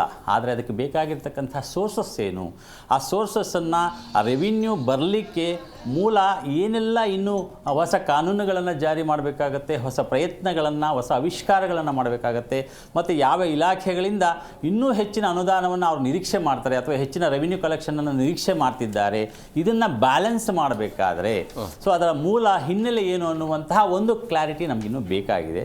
ಸೊ ಹಾಗಾಗಿ ನೀವು ಸರ್ವರಿಗೂ ಸಮಪಾಲು ಅಂತ ನೀವು ಹೇಳ್ತಾ ಇದ್ದರೂ ಕೂಡ ಎಲ್ಲ ವರ್ಗದವರನ್ನು ಅವರು ಸ್ಯಾಟಿಸ್ಫೈ ಮಾಡಲಿಕ್ಕೆ ಹೊರಟಿದ್ರು ಕೂಡ ಸೊ ಮೂಲ ನಾವು when it comes to the source ಅಂತ ಬಂದಾಗ ಆ ಸೋರ್ಸ್ ಎಲ್ಲಿಂದ ಬರುತ್ತೆ ಅನ್ನುವಂತಹ ಮೂಲಭೂತ ಪ್ರಶ್ನೆಯನ್ನು ಇಟ್ಕೊಂಡು ನಾವು ಇವತ್ತು ಮಾತಾಡಬೇಕಾಗಿದೆ. ಯಾಕಂದರೆ ಸರ್ಕಾರಕ್ಕೆ ಅವರು ನಿರೀಕ್ಷೆ ಮಾಡಿದಂತಹ ರೆವಿನ್ಯೂ ಬರ್ತಾ ಇದೆಯಾ, ಪಾಯಿಂಟ್ ನಂಬರ್ 1. ಪಾಯಿಂಟ್ ನಂಬರ್ 2, ಬರಲಿಲ್ಲ ಅನ್ನೋದಾದರೆ ಸೊ ಈ ಬ್ಯಾಲೆನ್ಸ್ನ ಹೆಂಗೆ ಅವರು ಇದು ಮಾಡಲಿಕ್ಕಾಗತ್ತೆ, ಕೋಪಪ್ ಮಾಡಲಿಕ್ಕಾಗತ್ತೆ ಅನ್ನುವಂತಹದ್ದು ಕೂಡ ಇಲ್ಲಿ ಬಹಳ ಮುಖ್ಯ. ಹಾಗಾಗಿ ಅಟ್ ದಿಸ್ ಪ್ರೆಸೆಂಟ್ ಈ ಸಿನಾರಿಯೋ ಏನಿದೆ, ಇದು ಓವರಾಲ್ ಬಡ್ಜೆಟ್ ಗಾತ್ರ, ರೆಕಾರ್ಡ್ ಬ್ರೇಕು ಇದೆಲ್ಲವನ್ನು ನಾವು ಮಾತಾಡ್ಬೋದು. ಆದರೆ what are the sources for the funds ಅನ್ನುವಂಥದ್ದು ಬಹಳ ಮುಖ್ಯವಾಗಿ ನಾವು ಚರ್ಚೆ ಮಾಡಬೇಕಾದಂಥ ವಿಚಾರ. ಎಸ್ ಸರ್, ಈಗ ಪ್ರಮುಖವಾಗಿ ಈ ಬಜೆಟ್ನ ನೋಡ್ತಾ ಇದ್ರೆ ಎಲ್ರಿಗೂ ಸರ್ವರಿಗೂ ಸಮಪಾಲು ಅಂತ ಅನ್ಸುತ್ತೆ, ಹೇಗೆ? ಅಲ್ಲ, ಈ ಬಜೆಟ್ ಉದ್ದೇಶ ಏನಿತ್ತು ಅಂತ ಸಿದ್ದರಾಮಯ್ಯ ಅವರು ವ್ಯಕ್ತಪಡಿಸಿದ್ರು ಇವತ್ತು ರಾಜ್ಯದ ಜನದ ಮುಂದೆ. ಇವತ್ತು ಬಜೆಟ್ ಗಾತ್ರ 4,09,549 ಕೋಟಿ. ಇವರು ರೆಕಾರ್ಡ್ ಬ್ರೇಕ್ ಮಾಡಿದ್ದಾರೆ, ಹೇಳ್ದಂಗೆ ರೆಕಾರ್ಡ್ ಬ್ರೇಕ್ ಮಾಡಿದ್ದಾರೆ. ಏನು ಲಾಸ್ಟ್ ಟೈಮ್ ಅವರು ಬಜೆಟ್ ಮಂಡನೆ ಮಾಡಬೇಕಾದ್ರೆ 3 ಗಂಟೆ 10 ನಿಮಿಷ ತಗೊಂಡಿದ್ರು. ಇವತ್ತು 3 ಗಂಟೆ 25 ನಿಮಿಷ ತಗೊಂಡು ಬರೀ ಬಜೆಟ್ ಪೇಪರಲ್ಲಿ ಅವರು ಮಂಡನೆ ಮಾಡಿದ್ದಾರೆ. ಯಾವ ರೀತಿ ಮಂಡನೆ ಮಾಡಿದ್ದಾರೆ ಅಂದರೆ, ಸಾಲದ ಸಿದ್ದರಾಮಯ್ಯ ಅಂತ ಇವತ್ತು ರಾಜ್ಯಕ್ಕೆ ಶ್ರೇಷ್ಠವಾದ ಹೆಸರು ತಗೊಂಬಿಟ್ರಿ ಅವರು. ಸಾಲ ಮಾಡಿದ್ರು, ಜನಗಳ ಮೇಲೆ ಹೊರಿಸಿದ್ರು. ಇವತ್ತು 1.16 ಲಕ್ಷ ಕೋಟಿ ಸಾಲ ಇವತ್ತು ಇವರು ಈ ಬಜೆಟಲ್ಲಿ ತಗೊಂಡಿರೋ ಸಾಲ ಇದು. ಇವತ್ತೇನು ಮಾಡಿದ್ದಾರೆ ಇವರು, ಎಲ್ಲಿ ಬಲಿಷ್ಠ ನಾಯಕರಿದ್ದಾರೆ ಅವ್ರಿಗೆ ಅನುದಾನ ಕೊಟ್ಟಿದ್ದಾರೆ ಅಷ್ಟೇ ಹೊರತು ರಾಜ್ಯದ 224 ಕ್ಷೇತ್ರದಲ್ಲಿ ಕೊಟ್ಟಿಲ್ಲ. ಇನ್ನೂ ಮುಂದೆ ಒಂದು ಹೆಜ್ಜೆ ಮುಂದೆ ಹೋಗಬೇಕಾದ್ರೆ ರೈತರಿಗೆ ಏನು ಮಾಡಿದ್ದಾರೆ ಇವರು, 4,000 ಅವ್ರಿಗೆ ರೈತರಿಗೆ ಕೊಡ್ತಾಯಿದ್ರು. ಅದನ್ನು ಕಟ್ ಮಾಡೋದು 4,000ನ ಕೃಷಿ ಸಂಬಂಧಪಟ್ಟಂಗೆ. ವಿದ್ಯಾರ್ಥಿದು ಪ್ರೋತ್ಸಾಹ ಧನ ಕೊಡ್ತಾಯಿದ್ರು 11,000, ಅದನ್ನು ತೆಗೆದ್ರು ಅವರು ಮೊದಲಾಗಿ. ಇವತ್ತು ಏನು ಧರ್ಮದ ಆಧಾರದ ಮೇಲೆ ಇವರೇನೋ ಬಜೆಟ್ ಮಂಡನೆ ಮಾಡೋಕ್ಕೆ ಹೋದ್ರಾ? ಅಂದರೆ ಇದೇನು ಮತ ಬ್ಯಾಂಕ್ಗೋಸ್ಕರ ಮಾಡೋಕ್ಕೆ ಹೋಗಿದ್ದಾರಾ? ಇವ್ರಿಗೆ ರಾಜ್ಯದಲ್ಲಿ 7 ಕೋಟಿ ಜನ ಕಾಣಿಸ್ತಾ ಇಲ್ವಾ? ರಾಜ್ಯದ 7 ಕೋಟಿ ಜನದ ತೆರಿಗೆ ಅವರು ವಸೂಲಿ ಮಾಡೋರು 224 ಕ್ಷೇತ್ರಗಳು ಮರ್ತರ ಇವರು. ಇವತ್ತು ಎಲ್ಲಿ ಇವರು ಬಜೆಟ್ ಇವಾಗ ಹೇಳ್ದಂಗೆ ನಮ್ಮ ವಿಶ್ಲೇಷಕರು ಹೇಳ್ದಂಗೆ ಇವತ್ತು ಎಲ್ಲಿಂದ ತರ್ತಾ ಇದ್ದಾರೆ ಇವರು? ಆ ದುಡ್ಡನ್ನ ಎಲ್ಲಿಂದ ತರ್ತಾ ಇದ್ದಾರೆ? ರಾಜ್ಯದ ಜನರ ತಲೆ ಮೇಲೆ ಇಟ್ಟು ತರ್ತಾ ಇದ್ದಾರೆ, ತಲೆನ ಅಡಮಾನ ಇಟ್ಟು ತರ್ತಾ ಇದ್ದಾರೆ ಅಂತಲೇ ಹೇಳ್ಬೋದು. ಇದು ಇನ್ನೊಂದು ಮಾತು ಹೇಳ್ಬೇಕಾದ್ರೆ ಇವರು ಸಾಲ ತರ್ತಾ ಇರೋದು ಇವ್ರ ಮನೆ ಆಸ್ತಿಗಳಿಂದ ಅಲ್ಲ. ಇವ್ರು ಮಾಡಿರೋ ಆಸ್ತಿಗಳು ತಗೊಂಡೋಗಿ ಇವ್ರು ಎಲ್ಲೂ ಅಡಮಾನ ಇಟ್ಟಿಲ್ಲ, ಒತ್ತೆ ಇಟ್ಟಿಲ್ಲ. ರಾಜ್ಯದ ಆಸ್ತಿಗಳು ಇವ್ರು ತಗೊಂಡೋಗಿ ಸಾಲ ಇಟ್ಟು ಸಾಲ ತಂದ್ಬಿಟ್ಟು ಇವತ್ತು ಎಲ್ಲಿಂದ ಕಲೆಕ್ಟ್ ಮಾಡ್ತಾರೆ ಇವರು? ಇವತ್ತು ಇವ್ರ ಟಾರ್ಗೆಟ್ ಏನು? ವಾಣಿಜ್ಯ ತೆರಿಗೆ 1,20,000 ಕೋಟಿ ಇವ್ರು ಕಲೆಕ್ಟ್ ಮಾಡಬೇಕು. ವಾಣಿಜ್ಯ ತೆರಿಗೆ ಅಂದರೆ ಮುದ್ರಾ 20 ರೂಪಾಯಿ ಸಿಗ್ತಾಯಿತ್ತು ಪೇಪರ್, ಇವತ್ತು 200 ರೂಪಾಯಿ ಆಗಿದೆ. ಇವತ್ತು ಏನು 100 ರೂಪಾಯಿ ಇದ್ರಲ್ಲಿ ಸಿಗ್ತಾಯಿತ್ತು ಜನನ ಮರಣ, ಇವತ್ತು 300 ರೂಪಾಯಿ ಆಗಿದೆ. ಇವತ್ತು ನೌಕರಿ ಸಂಬಳ 300 ರೂಪಾಯಿಗೆ ಹೆಚ್ಚಿಗೆ ಮಾಡಿದ್ದಾರೆ. ಅಬಕಾರಿ ತೆರಿಗೆ 40,000 ಕೋಟಿ ಟಾರ್ಗೆಟು. ಅಂದರೆ ಅಬಕಾರಿಗಳು ಇವತ್ತು ಪರವಾನಗಿ, ಹೊಸ ಪರವಾನಗಿಗಳು ಕೊಡೋಕೆ ಹೋಗ್ತಾ ಇದ್ದಾರೆ. ಯಾರಿಗೋಸ್ಕರ ಮಾಡ್ಕೊತಾ ಇದ್ದೀರಿ? ಇವಾಗ ಇರೋದು ಅಬಕಾರಿಗಳು ಸಾಕಾಗ್ತಾ ಇಲ್ವಾ? ಪರವಾನಗಿ ಲೈಸೆನ್ಸ್ಗಳು ಸಾಕಾಗ್ತಾ ಇಲ್ವಾ? ಇನ್ನೂ ಹೊಸದಾಗಿ ಹೆಚ್ಚು ಕೊಡಬೇಕಾ? ಇನ್ನೂ MLA ಶಾಸಕರು ಕೊರತೆ ಆಗಿದೆಯಾ? 138 MLA ಹಿಂಬಾಲಕರು ಕೊಡಬೇಕಾಗಿದೆಯಾ? ಇಲ್ಲ ಶಾಸಕರಿಗೆಲ್ಲ ಒಂದೊಂದು ಪರವಾನಗಿ ಕೊಡೋಕೆ ಹೋಗ್ತಾ ಇದ್ದೀರಿ ನೀವು ಅಬಕಾರಿ ಇಲಾಖೆಯಲ್ಲಿ. ನೋಂದಣಿ ಮುದ್ರಾಂಕ ಶುಲ್ಕ 28,000 ಕೋಟಿ ಕಲೆಕ್ಟ್ ಮಾಡಬೇಕಂತ ಟಾರ್ಗೆಟ್ ಇದೆ ಅವ್ರ ಮೇಲೆ. ಯಾರಿಂದ ಕಲೆಕ್ಟ್ ಮಾಡ್ತಾರೆ? ಇದೇ ಜನರಿಂದ. ಮೋಟಾರ್ ವಾಹನ ತೆರಿಗೆ 15,000 ಕೋಟಿ. ಗಾಡಿ ತಗೊಳಂಗಿಲ್ಲ ಬಡವ ತಗೊಂಡ್ರೆ ಸಾಲ ಸಿಕ್ಕಾಕೊಬೇಕು. 15,000 ಕೋಟಿ ನೀವು ಅವ್ರ ಕಡೆ ತಗೊಳಕ್ಕೆ ಹೋಗ್ತಾ ಇದ್ದೀರಿ. ಇವತ್ತು ಇತರೆ ತೆರಿಗೆ 5,100 ಕೋಟಿ ಸಂಗ್ರಹ ಮಾಡ್ತಾಯಿದ್ದೀರಿ. ಟೋಟ್ಲು ನೀವು 2,08,100 ಕೋಟಿ ಇವತ್ತು ಟಾರ್ಗೆಟ್ ಮಾಡ್ಕೊಂಡಿದ್ದೀರಲ್ಲ ನೀವು. ಈ ಜನಕ್ಕೆ 5 ಗ್ಯಾರಂಟಿ ಕೊಟ್ರಲ್ಲ, ಈ ಗ್ಯಾರಂಟಿದು ಒಂದು ಹೆಜ್ಜೆ ಹಿಂದೆ ಹೋಗೋಣ. ಓದ್ಸತಿ ಗ್ಯಾರಂಟಿ ಮೊನ್ನೆ ಮಾಡಿದ್ರಲ್ಲ ಅವರು 52,000 ಕೋಟಿ ಗ್ಯಾರಂಟಿ ಬಜೆಟ್ ಇಟ್ಟರು. ಅದರಲ್ಲಿ ಗೃಹಲಕ್ಷ್ಮಿಗೆ 28,608 ಕೋಟಿ ಬಿಡುಗಡೆ ಆಗಿತ್ತು. ಅವ್ರು ಖರ್ಚು ಮಾಡಿದೆಷ್ಟು? 18,353 ಕೋಟಿ ಖರ್ಚು ಮಾಡಿದ್ರು. ಉಳಿದ ಬಾಕಿ ಎಷ್ಟಿತ್ತು? 10,255 ಕೋಟಿ. ಅಂದರೆ 50% ಇವ್ರು ಖರ್ಚು ಮಾಡಿದ್ರು. ಶಕ್ತಿ ಯೋಜನೆಯಲ್ಲಿ 5,015 ಕೋಟಿ ಅನುದಾನ ಮಾಡಿದ್ರು, ಬಿಟ್ಟಿದ್ರು. ಇವ್ರು ಖರ್ಚು ಮಾಡಿದ್ದು ಎಷ್ಟು? 4,300 ಕೋಟಿ. 4,400 ಕೋಟಿ. 612 ಕೋಟಿ ಬಾಕಿ ಆಯಿತು. ಅನ್ನದ ಭಾಗ್ಯ ಡಿಬಿಟಿಯಲ್ಲಿ 8,079 ಕೋಟಿ ಇವರು ಬಿಡುಗಡೆ ಮಾಡಿದ್ರು. ಖರ್ಚು ಮಾಡಿದ್ದು ಎಷ್ಟು? 3,925 ಕೋಟಿ. 4,154 ಕೋಟಿ ಬಾಕಿ ಉಳಿದಿದೆ. ಅಲ್ಲ ಇವಾಗ ಗೃಹ ಜ್ಯೋತಿ ಅಂದರೆ ಗ್ಯಾರಂಟಿಗಳು ಉಳಿದಿದೆಯಲ್ಲ. ಗೃಹ ಜ್ಯೋತಿದು 9,657 ಕೋಟಿ ಖರ್ಚಾಗಿತ್ತು. 7,578 ಕೋಟಿ ಉಳಿದಿತ್ತು. 2,070 ಕೋಟಿ. ಯುವ ನಿಧಿಯಲ್ಲಿಗೆ ಇವತ್ತು ಬೀದಿಗೆ ಬಂದ್ಬಿಟ್ಟು ಹೋರಾಟ ಮಾಡ್ತಾ ಇದ್ದಾರೆ ಯುವ ನಿಧಿಗಳು. ಉದ್ಯೋಗ ಸೃಷ್ಟಿ ಮಾಡೋಕ್ಕೆ ಇವ್ರಿಗೆ ಶಕ್ತಿ ಇಲ್ಲ, ಆ ತಾಕತ್ತಿಲ್ಲ. ಡಿಸ್ಟ್ರಿಕ್ಟ್ ಒಂದು KDB ಮಾಡ್ತಾ ಇದ್ದಾರೆ, ಡಿಸ್ಟ್ರಿಕ್ಟ್ ಒಂದು ಡೆವಲಪ್ಮೆಂಟ್ ಮಾಡ್ತಾರೆ. ಉದ್ಯೋಗ ಸೃಷ್ಟಿ ಎಲ್ಲಿದೆ? ಉದ್ಯೋಗ ನಿಧಿಗೆ 650 ಕೋಟಿ ಇಟ್ಟರು ಇವರು, 268 ಕೋಟಿ ಖರ್ಚು ಮಾಡಿದ್ರು. ಆಯ್ತಾ? ಟೋಟಲ್ ಇವರು 5 ಗ್ಯಾರಂಟಿದು 17,260 ಕೋಟಿ ಬಾಕಿ ಉಳಿಸ್ಕೊಂಡಿದ್ದಾರೆ. ಇನ್ನು ಅದನ್ನೇ ಪರಿಪೂರ್ಣವಾಗಿ ಮಾಡಿರಲಿಲ್ಲ. ಇವತ್ತು ಇವರು ಬಜೆಟ್ ಅಂತ ಓದಿಸಿ ಇವತ್ತು ಗಾಳಿಪಟ ಆರಿಸಿ ಇವತ್ತು ಏನು ದೊಡ್ಡದಾಗಿ ಗಾಳಿಪಟ ಆರಿಸಿದ್ದಾರೆ. ಸೂತ್ರ ಕಿತ್ತೋಗಿದೆ ಗಾಳಿಪಟಕ್ಕೆ ಇವತ್ತು. ಇದು ರಾಜ್ಯದ ಅಭಿವೃದ್ಧಿ ಅಲ್ಲ, ರಾಜ್ಯದ ಶೂನ್ಯ. ಆರ್ಥಿಕ ದಿವಾಳಿ ಇದು. ಉಮೇಶ್ ಬಾಬು ಅವರಿಗೆ ಪ್ರಮುಖವಾಗಿ ಗ್ಯಾರಂಟಿಯನ್ನು ಹೊರತಾಗಿ ಕೆಲವೊಂದಿಷ್ಟು ಹೊಸ ಯೋಜನೆಗಳು ಕೂಡ ಈ ಬಾರಿ ಜಾರಿಗೆ ತರಲಾಗಿದೆ. ಸೊ ಗ್ಯಾರಂಟಿಯನ್ನು ಹೊಂದಿಸ್ಲಿಕ್ಕೇನೆ ದುಡ್ಡಿಲ್ಲ, ಬಟ್ ಈ ಹೊಸ ಯೋಜನೆ ಎಲ್ಲಿ ಇಂಪ್ಲಿಮೆಂಟ್ ಆಗುತ್ತೆ ಅನ್ನುವಂಥ ವಾದ. ಬಹುಶಃ ಆಗ್ಲಿಂದ ನಾವು ಆರ್ಥಿಕ ತಜ್ಞರು ಎಲ್ಲರೂ ಮಾತಾಡಿದ್ರು, ಅವ್ರದ್ದೆಲ್ಲ ಸಂಭಾಷಣೆಯನ್ನು ನಾನು ಕೇಳಿಸ್ಕೊಂಡೆ. ಏನಂತ ಹೇಳಿದ್ರೆ ಇವಾಗ 4 ಲಕ್ಷ ಕೋಟಿಯಷ್ಟು ಬಜೆಟ್ ಅನ್ನ ಅನೌನ್ಸ್ ಮಾಡೋದು ದೊಡ್ಡ ವಿಷಯ ಅಲ್ಲ. ಈಗ ಪಂಚ ಗ್ಯಾರಂಟಿಗಳಿಗೇನೆ ನಾವು ಇಷ್ಟೊಂದು ಸಾಲ ಸೋಲ ಮಾಡಿಕೊಂಡು ಪ್ರತಿಯೊಬ್ಬ ಕರ್ನಾಟಕದ ಜನತೆ ಮೇಲೂ ಸಾಲ ಹೊರಿಸಿದ್ದಾರೆ. ಈಗ ಈ ಪಂಚ ಗ್ಯಾರಂಟಿಗಳು ಏನು ಅಂತ ಹೇಳಿದ್ರೆ ಉಚಿತ ಕೊಡುಗೆಗಳಲ್ಲ, ಇವು ಒಂದು ಆರ್ಥಿಕವಾಗಿ ಮತ್ತು ಸಾಮಾಜಿಕವಾಗಿ ಸಬಲೀಕರಣ ಮಾಡ್ತಿದೀವಿ ಅಂತ ಹೇಳ್ಬಿಟ್ಟು ಹೇಳಿದ್ದಾರೆ. ಅದು ಬಹಳ ಮುಖ್ಯ, ಒಳ್ಳೇದು ಕೂಡ. ಬಟ್ ಅದ್ರ ಜೊತೆಗೆ ಇವಾಗ ಏನ್ ಮಾಡಿದ್ದಾರೆ, ಒಂದು 6 ಡೈಮೆನ್ಷನಲ್ ಬಜೆಟ್ ಅಂತ ಹೇಳ್ಬಿಟ್ಟು ತಗೊಂಡ್ಬಂದಿದ್ದಾರೆ. ನೀವು ಬಜೆಟ್ ಡಾಕ್ಯುಮೆಂಟ್ ನೋಡಿದ್ರೆ 6 ಡೈಮೆನ್ಷನ್ಸ್ ಇದೆ ಅದರಲ್ಲಿ. ಒಂದು ಕಲ್ಯಾಣ ಕಾರ್ಯಕ್ರಮಗಳು, ಇನ್ನೊಂದು ಕೃಷಿ ಮತ್ತು ಗ್ರಾಮೀಣಾಭಿವೃದ್ಧಿ, ಇನ್ನೊಂದು ಅಭಿವೃದ್ಧಿ ಕೇಂದ್ರಿತ ಆಯಾಮಗಳು ಅಂತ, ಮತ್ತೆ ನಗರಾಭಿವೃದ್ಧಿ, ಹೂಡಿಕೆ ಮತ್ತು ಆಡಳಿತ. ಸೊ ಈ 6 ಆಂಗಲ್ ಅನ್ನು ತಗೊಂಡಾಗ ನಮ್ಗೇನ್ ಅನ್ಸುತ್ತೆ ಅಂತ ಹೇಳಿದ್ರೆ, ಈ ಕಾಂಗ್ರೆಸ್ನವರು ಸಿದ್ದರಾಮಯ್ಯನವರಿಂದ ನಮ್ಗೆ ತುಂಬಾ ಒಂದು ಮಹತ್ತರವಾದ ಒಂದು ಆಸೆ ಇತ್ತು, ಏನೋ ಒಂದು ಒಳ್ಳೆ ಬಜೆಟ್ ಪ್ರೊನೌನ್ಸ್ ಮಾಡ್ತಾರೆ ಅಂತ ಹೇಳ್ಬಿಟ್ಟು. ಬಟ್ ಬಹುಶಃ ಅವರು ಕೇಂದ್ರ ಸರ್ಕಾರದ ಬಿಜೆಪಿ ಸರ್ಕಾರದ ಬಜೆಟ್ ನೋಡ್ಬಿಟ್ಟು ಇಂಪ್ರೆಸ್ ಆಗೋಗ್ಬಿಟ್ಟಿದ್ದಾರೆ ಅನ್ಸುತ್ತೆ. ಸೊ ಅವರು ಹೊಸ ಟರ್ಮಿನಾಲಜೀಸ್ ತರ್ತಿದ್ದಾರೆ ಹೊರತು ಅದಕ್ಕೆ ಬೇಕಾಗಿರುವಂತ ಸಂಪನ್ಮೂಲಗಳ ಕ್ರೋಢೀಕರಣ ಹೇಗೆ ಮಾಡ್ತೀವಿ ಅನ್ನೋದು ಮಾತ್ರ ಇಲ್ವೇ ಇಲ್ಲ. ಉದಾಹರಣೆಗೆ ಒಂದು ಹೇಳ್ತೀನಿ, ನಮ್ಮ ಬ್ಯಾಂಗ್ಳೂರ್ ಯೂನಿವರ್ಸಿಟಿ ಇದೆ, ಅದನ್ನ ಡಾಕ್ಟರ್ ಮನಮೋಹನ್ ಸಿಂಗ್ ಯೂನಿವರ್ಸಿಟಿ ಅಂತೇನೋ ಬದಲಾವಣೆ ಮಾಡಬೇಕು ಅಂತ ಪ್ರಸ್ತಾವ ತಂದಿದ್ದಾರೆ. ಸೊ ಇದು ಬರೀ ನೇಮ್ ಚೇಂಜಿಂಗ್ ಆಗ್ತಿದೆ ಹೊರತು ಗೇಮ್ ಚೇಂಜಿಂಗ್ ಆಗ್ತಾ ಇಲ್ಲ. ಅನೇಕ ವಿಶ್ವವಿದ್ಯಾನಿಲಯಗಳನ್ನು ಹುಟ್ಟು ಹಾಕಿದ್ರೆ ಅದು ಒಂದು ಗೇಮ್ ಚೇಂಜರ್ ಆಗಿ ಪರಿವರ್ತನೆ ಆಗುತ್ತೆ. ಅದ್ ಬಿಟ್ಬಿಟ್ಟು ಇವರು ಬಿಜೆಪಿ ಅಭಿಪ್ರಾಯ ಇದೆ. ದಿಲೀಪ್ ಅವರು, ಈಗ ಘೋಷಣೆ ಆಗಿರುವಂಥ ಬಜೆಟ್ ಆಗಿರ್ಬೋದು ಅಥವಾ ಯೋಜನೆ ಇದೆಲ್ಲ ಏನಿದೆಯಲ್ಲ, ಇದೆಲ್ಲ ಎಷ್ಟರ ಮಟ್ಟಿಗೆ ಈಡೇರಿಕೆ ಆಗತ್ತೆ ಅಂತ ಅನ್ಸುತ್ತೆ ನೀವು? ಸರ್, ನೀವು ಭಾಳ ಅದ್ಭುತವಾದ ಪ್ರಶ್ನೆ ಕೇಳಿದ್ರಿ. ನಾನು ಅದನ್ನೇ ಹೇಳಕ್ಕೆ ಬರ್ತಾ ಇದ್ದೀನಿ. ಹೋದ ವರ್ಷ ಅನುದಾನ 3.31 ಲಕ್ಷ ಕೋಟಿ ಅನುದಾನ ಅನೌನ್ಸ್ ಮಾಡಿರ್ತಕ್ಕಂಥದ್ದು. ಬಿಡುಗಡೆ ಆಗಿರ್ತಕ್ಕಂಥದ್ದು ಕೇವಲ 2 ಲಕ್ಷ ಕೋಟಿ. ಇನ್ನೂ ಸಹ 1,31,000 ಲಕ್ಷ ಕೋಟಿ ಬಿಡುಗಡೆ ಆಗಬೇಕು. ಇವ್ರು ಇನ್ನೂ ಬಿಡುಗಡೆ ಮಾಡಿಲ್ಲ, ಇರೋದೇ ಇನ್ನು 3 ತಿಂಗಳು ಅಷ್ಟೇ. ಸೊ ನಮ್ಮ ಆಮ್ ಆದ್ಮಿ ವಕ್ತಾರರು ಹೇಳ್ದಂಗೆ ಯಾರು ಬೇಕಾದ್ರೂ ಬಜೆಟ್ ಮಾಡ್ಬೋದು ಸರ್. 5 ಲಕ್ಷ ಕೋಟಿ ನಾನು ದಾಖಲೆ ಬಜೆಟ್ಟು ನನ್ನ ನೋಡಿ ಸಂಖ್ಯೆ ಜಾಸ್ತಿ ಆಗ್ತಾ ಹೋಗ್ತಾ ಇದೆ ಅಂತ ಮಾಡ್ಬೋದು. ಅದನ್ನು ಅನುದಾನವನ್ನು ಕೊಟ್ಟು ಅದನ್ನು ಇಂಪ್ಲಿಮೆಂಟ್ ಮಾಡೋದಿದೆಯಲ್ಲ, ದಟ್ಸ್ ವೆರಿ ಇಂಪಾರ್ಟೆಂಟು.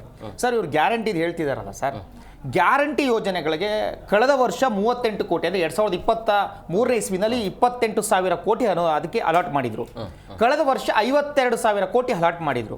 ಟೋಟಲ್ 88,000 ಕೋಟಿ ಆಲ್ರೆಡಿ ಅಲಾಟ್ ಮಾಡಿ ಆಗೋಗಿದೆ. ಸರ್, 5 ತಿಂಗಳಿಂದ ಗ್ಯಾರಂಟಿ ಹಣ ಬಂದಿಲ್ವಲ್ಲ ಸರ್? ಯಾಕೆ ಸರ್ ಬಂದಿಲ್ಲ? ಹೆಚ್ಚುವರಿ ಅಕ್ಕಿ ಹಣ ಬಂದಿಲ್ವಲ್ಲ ಸರ್? ಅದ್ಯಾಕೆ ಸರ್ ಬಂದಿಲ್ಲ? ಈ ಮಂತಿಂದ ಬರುತ್ತೆ ಸರ್, ಈ ಮಂತಿಂದ ಅಲ್ಲ ಸರ್. ಇದುವರೆಗೂ ಬಂದಿಲ್ಲ ಸರ್. 4 ತಿಂಗಳಲ್ಲಿ ಇರೋದು ಇವರು 5 ತಿಂಗಳಿಂದ ಕೊಟ್ಟೇ ಇಲ್ವಲ್ಲ ಸರ್? ಆ ಹಣ ಏನಾಯ್ತು? ಇವರು ಅದನ್ನ ಅಲೋಕೇಶನ್ ದುಡ್ಡನ್ನ ಇಟ್ಕೊಂಡಿದ್ದಾರೆ ಅಂದ್ರೆ 1.5 ಲಕ್ಷ ಕೋಟಿ ಸಾಲನೂ ಮಾಡಿದ್ದಾರೆ. ಇವರು ವೆಚ್ಚ ಮಾಡ್ತಿರೋದು 88,000 ಕೋಟಿ ಅಷ್ಟೇನ ಗ್ಯಾರಂಟಿಗೆ 2 ವರ್ಷದಿಂದ. ಇವ್ರು ಸಾಲ ಮಾಡಿರೋದು 1.5 ಲಕ್ಷ ಕೋಟಿ. ಆದ್ರೆ ಉಳಿಕೆ ದುಡ್ಡಾದ್ರೂ ಇರ್ಬೇಕಾಯ್ತಲ್ಲ, ಮತ್ತೆ ಸಾಲ ಯಾಕೆ ಮಾಡಿದ್ರು? ಒಂದ್ ಕಡೆ ಸಾಲ ಮಾಡವ್ರೆ, ಅಟ್ಲೀಸ್ಟ್ ಗ್ಯಾರಂಟಿ ಏನಾದ್ರು ಕೊಡ್ಬೇಕಾಯ್ತಲ್ಲ ಸಾಲ ಮಾಡಿದ್ರು ಕೂಡ, ಅದು ಕೊಟ್ಟಿಲ್ಲ. ಇದು ನಮಗೆ ಅನುಮಾನ ಬರ್ತಾ ಇರ್ತಕ್ಕಂಥದ್ದು ಸರ್. ಇನ್ನು ತೆರಿಗೆ ಹಂಚಿಕೆ ವಿಚಾರವರು ದಿನೇಶ್ ಗುಂಡೂರಾವ್ ಅವರು ಬಹಳ ಹಸಿ ಸುಳ್ಳನ್ನು ಹೇಳ್ತಾ ಇದ್ರು ಸರ್. ನೋಡಿ, ಟ್ಯಾಕ್ಸ್ ಕಲೆಕ್ಷನ್ ಅಲ್ಲಿ ಕರ್ನಾಟಕ 3rd ಪ್ಲೇಸ್ ಅಲ್ಲಿ ಇತ್ತು ಫಸ್ಟ್, ಯಾವುದು 2023ನೇ ಇಸ್ವಿವರೆಗೂ. ಇವತ್ತು 6th ಪ್ಲೇಸ್ ಅಲ್ಲಿ ಇದೆ ವಿತ್ ರೆಕಾರ್ಡ್. ನಾನು ಹೇಳ್ತಾ ಇದ್ದೀನಿ, ಇವತ್ತು 6ನೇ ಯಾರನ್ನ ಕರ್ಸ್ಬೇಕ್ರಿ? ಹಸಿ ಸುಳ್ಳನ್ನು ಯಾಕೆ? ನಿಮಿಷ, ಮತ್ತೆ ಮಂತ್ರಿಗಿಂತ ಮಂತ್ರಿ ನೋಡಿ, ನಾನು ಹೇಳ್ತೀನಿ ಕೇಳಿಸ್ಕೊಳ್ರಿ, ನಾನು ಹೇಳ್ತೀನಿ ಕೇಳಿಸ್ಕೊಳ್ಳಿ, ಭಾಷಣ ಮಾಡೋದು ಬಿಡ್ರಿ, ಕೇಳಿಸ್ಕೊಳ್ಳಿ. ಮೊದಲನೇ ಸ್ಥಾನ 2023 ಮಹಾರಾಷ್ಟ್ರ ಇದ್ದಿದ್ದು, 2ನೇ ಸ್ಥಾನ ಡೆಲ್ಲಿ ಇದ್ದಿದ್ದು, 3ನೇ ಸ್ಥಾನ ಕರ್ನಾಟಕ ಇದ್ದಿದ್ದು. ಎಲ್ಲಿವರೆಗೂ? 2023ನೇವರೆಗೂ. ಈಗಿರ್ತಕ್ಕಂಥದ್ದು 6ನೇ ಸ್ಥಾನ ಕರ್ನಾಟಕ, 1ನೇ ಸ್ಥಾನ ಮಹಾರಾಷ್ಟ್ರ, 2ನೇ ಸ್ಥಾನ ಉತ್ತರ ಪ್ರದೇಶ, 3ನೇ ಸ್ಥಾನ ಗುಜರಾತ್, 4ನೇ ಸ್ಥಾನ ಬೇರೆ ಇದೆ, 5ನೇ ಸ್ಥಾನ ತಮಿಳುನಾಡು, 6ನೇ ಸ್ಥಾನ ಕರ್ನಾಟಕ. GDP ನಲ್ಲಿ 2023ವರೆಗೂ ಕರ್ನಾಟಕ 3ನೇ ಸ್ಥಾನದಲ್ಲಿತ್ತು. ಇವತ್ತು GDP ನಲ್ಲಿ 6ನೇ ಸ್ಥಾನದಲ್ಲಿದೆ. ಹಸಿ ಸುಳ್ಳನ್ನು ಒಬ್ರು ಸಚಿವರು ಹೇಳೋದು ಬೇಡ, ಇದನ್ನ ಜನಗಳು ನೋಡ್ತಾ ಇದ್ದಾರೆ. ಮತ್ತೆ ಇವರು ಹೇಳ್ತಿದಾರಲ್ಲ ಸರ್, ನಾವು ದಲಿತರ ಪರ, ಗ್ಯಾರಂಟಿ ಸಾಮಾಜಿಕ ಹಕ್ಕು, ಸಾಮಾಜಿಕವಾಗಿ ಅದು ಜನರ ಹಕ್ಕು ಅಂತ ಹೇಳ್ತಿದಾರಲ್ಲ, ಇದೇ ಸಚಿವರು ಬಂದು ಇದೇನು ತಿಂಗಳು ಸಂಬಳನ ಗ್ಯಾರಂಟಿ ಅಂತ ಅಂದ್ರು. ಅಂದ್ರೆ ಅವಾಗೊಂದು ಹೇಳಿಕೆ, ಗ್ಯಾರಂಟಿ ಯಾಕ್ರಪ್ಪ ಕೊಡ್ಲಿಲ್ಲ ಅಂತ ಕೇಳಿದ್ರೆ ಇದೇ ತಿಂಗಳು ಸಂಬಳನ ಬಾಯಿ ಮುಚ್ಚಿ ಕೂತ್ಕೊಳ್ಳಿ ಅಂತ ಹೇಳೋದು. ಇವ್ರು ಘೋಷಣೆ ಮಾಡಬೇಕಾದ್ರೆ ಇದು ಸಾಮಾಜಿಕ ಹಕ್ಕು ಅಂತ ಹೇಳೋದು. ರೈತರ ವಿಚಾರ ಇವತ್ತು ಮಾತಾಡ್ತಾ ಇದ್ರು ಸರ್. ರೈತರಿಗೆ ಏನು ಕೊಟ್ಟಿದ್ದಾರೆ ಸರ್ ಇವರು? ರೈತರಿಗೆ 4,000 ನಿಲ್ಲಿಸ್ತಾರೆ ಇವರು. ಬಸವರಾಜ ಬೊಮ್ಮಾಯಿರವರು ರೈತರ ವಿದ್ಯಾನಿಧಿ ಅಂತ ಕೊಡ್ತಾ ಇದ್ರು ಸರ್, 2,000 ಕೊಡ್ತಾ ಇದ್ರು. ಅದನ್ನ ಸ್ಟಾಪ್ ಮಾಡಿ ಹಾಕಿದ್ರು. ಸಬ್ಸಿಡಿಗಳು ಕೊಡ್ತೀನಿ ಅಂತ ಇವತ್ತು ಅನೌನ್ಸ್ ಮಾಡಿದ್ದಾರೆ. ಕೊಡ್ತಾರೋ ಇಲ್ಲೋ ಗೊತ್ತಿಲ್ಲ, ಕೊಟ್ರೆ ನಮ್ಮ ಪುಣ್ಯ. ಯಂತ್ರಗಳು ಕೊಡ್ತೀನಿ ಅಂತ ಹೇಳಿದ್ದಾರೆ. ಡ್ರಿಪ್ ಇರಿಗೇಷನ್ ಅದ್ರ ಬಗ್ಗೆ ಮಾತಾಡ್ರಿ. ಶಿಕ್ಷಕರು ಸರ್, ಶಿಕ್ಷಣದ ಶಿಕ್ಷಣದ ಕೊರತೆ. ನೀವು ಯಾವ ಯೋಜನೆ ಮಾಡಿದರೆ ಅಂತ ಒಂದೇ ಒಂದು ಪಾಯಿಂಟ್ಸ್ ಇಲ್ಲ, ಸುಮ್ಮನೆ ಮಾತಾಡ್ತೀರಿ. ಶಿಕ್ಷಕರ ಕೊರತೆ 1,41,000 ಶಿಕ್ಷಕರ ಕೊರತೆ ಇದೆ ದೇಶದಲ್ಲಿ, ಈ ರಾಜ್ಯದಲ್ಲಿ. 6,400 ಸರ್ಕಾರಿ ಶಾಲೆಗಳಲ್ಲಿ ಒಬ್ಬರೇ ಶಿಕ್ಷಕರು ಇರ್ತಕ್ಕಂಥದ್ದು. ಇದು ದೇಶದಲ್ಲೇ ಪ್ರಥಮ ಶಿಕ್ಷಕರ ಕೊರತೆನಲ್ಲಿ. ಚಾವಣಿಗಳಿಲ್ಲ, ಶಾಲೆಗಳನ್ನ ಮುಚ್ಚಾಕ್ತಾ ಇದ್ದಾರೆ. ಚಾವಣಿಗಳಿಲ್ಲ, ಮಕ್ಕಳಿಗೆ ಸೂಪ್ ಕೊಟ್ಟಿಲ್ಲ, ಬಿಸಿ ಊಟಕ್ಕೆ ಅಕ್ಕಿ ಇಲ್ಲ, ಮಕ್ಕಳಿಗೆ ಸಮವಸ್ತ್ರ ಕೊಡಕ್ ದುಡ್ಡಿಲ್ಲ, ಶಿಕ್ಷಕರಿಗೆ 4 ತಿಂಗಳಿಂದ ಸಂಬಳ ಕೊಟ್ಟಿಲ್ಲ, ವೈದ್ಯರಿಗೆ 4 ಸಂಬಳ ಕೊಟ್ಟಿಲ್ಲ. ಇದೊಂದೇ ಒಂದು ಹೇಳ್ಬಿಡ್ತೀನಿ ಸರ್. ಆರೋಗ್ಯದ ವಿಚಾರ ಹೇಳ್ತಾ ಇದ್ರು ಸರ್. ಆರೋಗ್ಯದ ವಿಚಾರದಲ್ಲಿ ಇವರು ಬಾಣಂತಿಯರ ಸಾವು ಆಯ್ತಲ್ಲ ಸರ್, 4 ತಿಂಗಳಲ್ಲಿ 28 ಬಾಣಂತಿಯರು ತೀರ್ಕೊಂಡ್ರು. ಮೃತ ಬಾಣಂತಿಯರಿಗೆ ಅಂತ ಹೇಳ್ಬಿಟ್ಟು 2 ಲಕ್ಷ ಅನೌನ್ಸ್ ಮಾಡಿದ್ರು. ಇದೇ ಸಿದ್ದರಾಮಯ್ಯನವರು ವೈನಾಡಿನಲ್ಲಿ ಆನೆ ತುಳಿಕ ತಗೊಳ್ಳೋದಾದ್ರೆ 15 ಲಕ್ಷ ಅಂತೆ ಸರ್. ವೈನಾಡು ಕರ್ನಾಟಕದಲ್ಲಿ ಇದೆಯಾ? ಇವ್ರ ಪ್ರೀತಿ ಏನು ಅಂತಂದ್ರೆ ರಾಹುಲ್ ಗಾಂಧಿ ಮತ್ತೆ ಪ್ರಿಯಾಂಕಾ ಗಾಂಧಿ ಗೆದ್ದವರಲ್ಲ, ಅದಕ್ಕೆ 15 ಲಕ್ಷ. ಅದು ಆಳ್ಬಿದ್ದು ಹೋಗ್ಲಿ ಸರ್.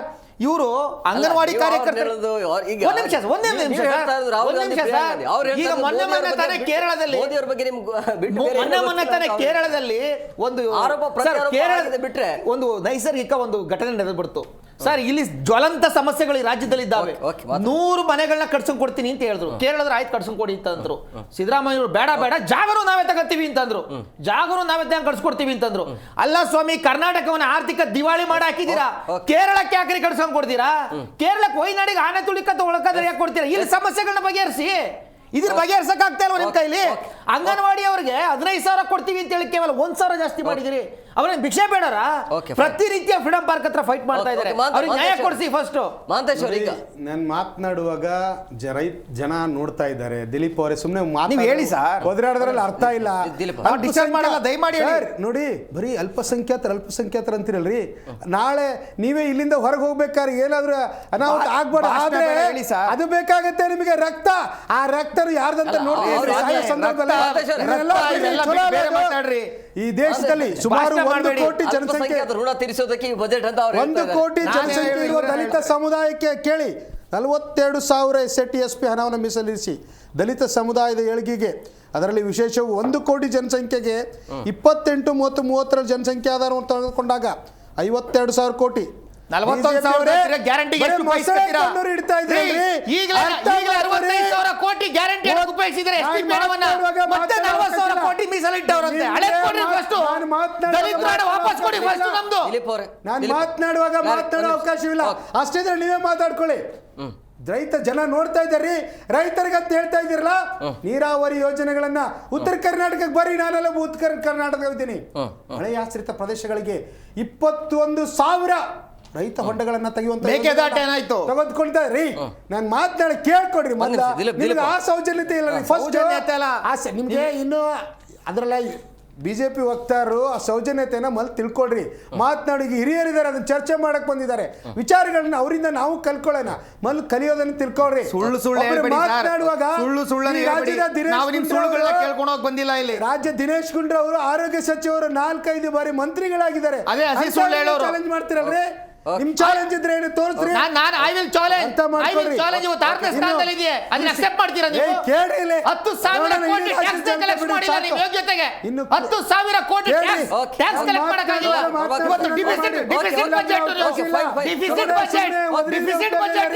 ಸುಮ್ನೆ ಒದರಾಡಿದ್ರೆ ಉಪಯೋಗ ಇಲ್ಲ. ಸರ್ಪ್ಲಸ್ ಬಜೆಟ್ ಅಲ್ಲ, ಡೆಫಿಸಿಟ್. ನಿಮಗೆ ಬೇರೆ ಏನು ಬೇಕಾಗಿಲ್ಲ. ಈ ರಾಜ್ಯದ ಜನತೆ ಅಲ್ಪಸಂಖ್ಯಾತರು ರಾಜ್ಯದಲ್ಲಿ ಹುಟ್ಟಿಲ್ವ ಅವರು?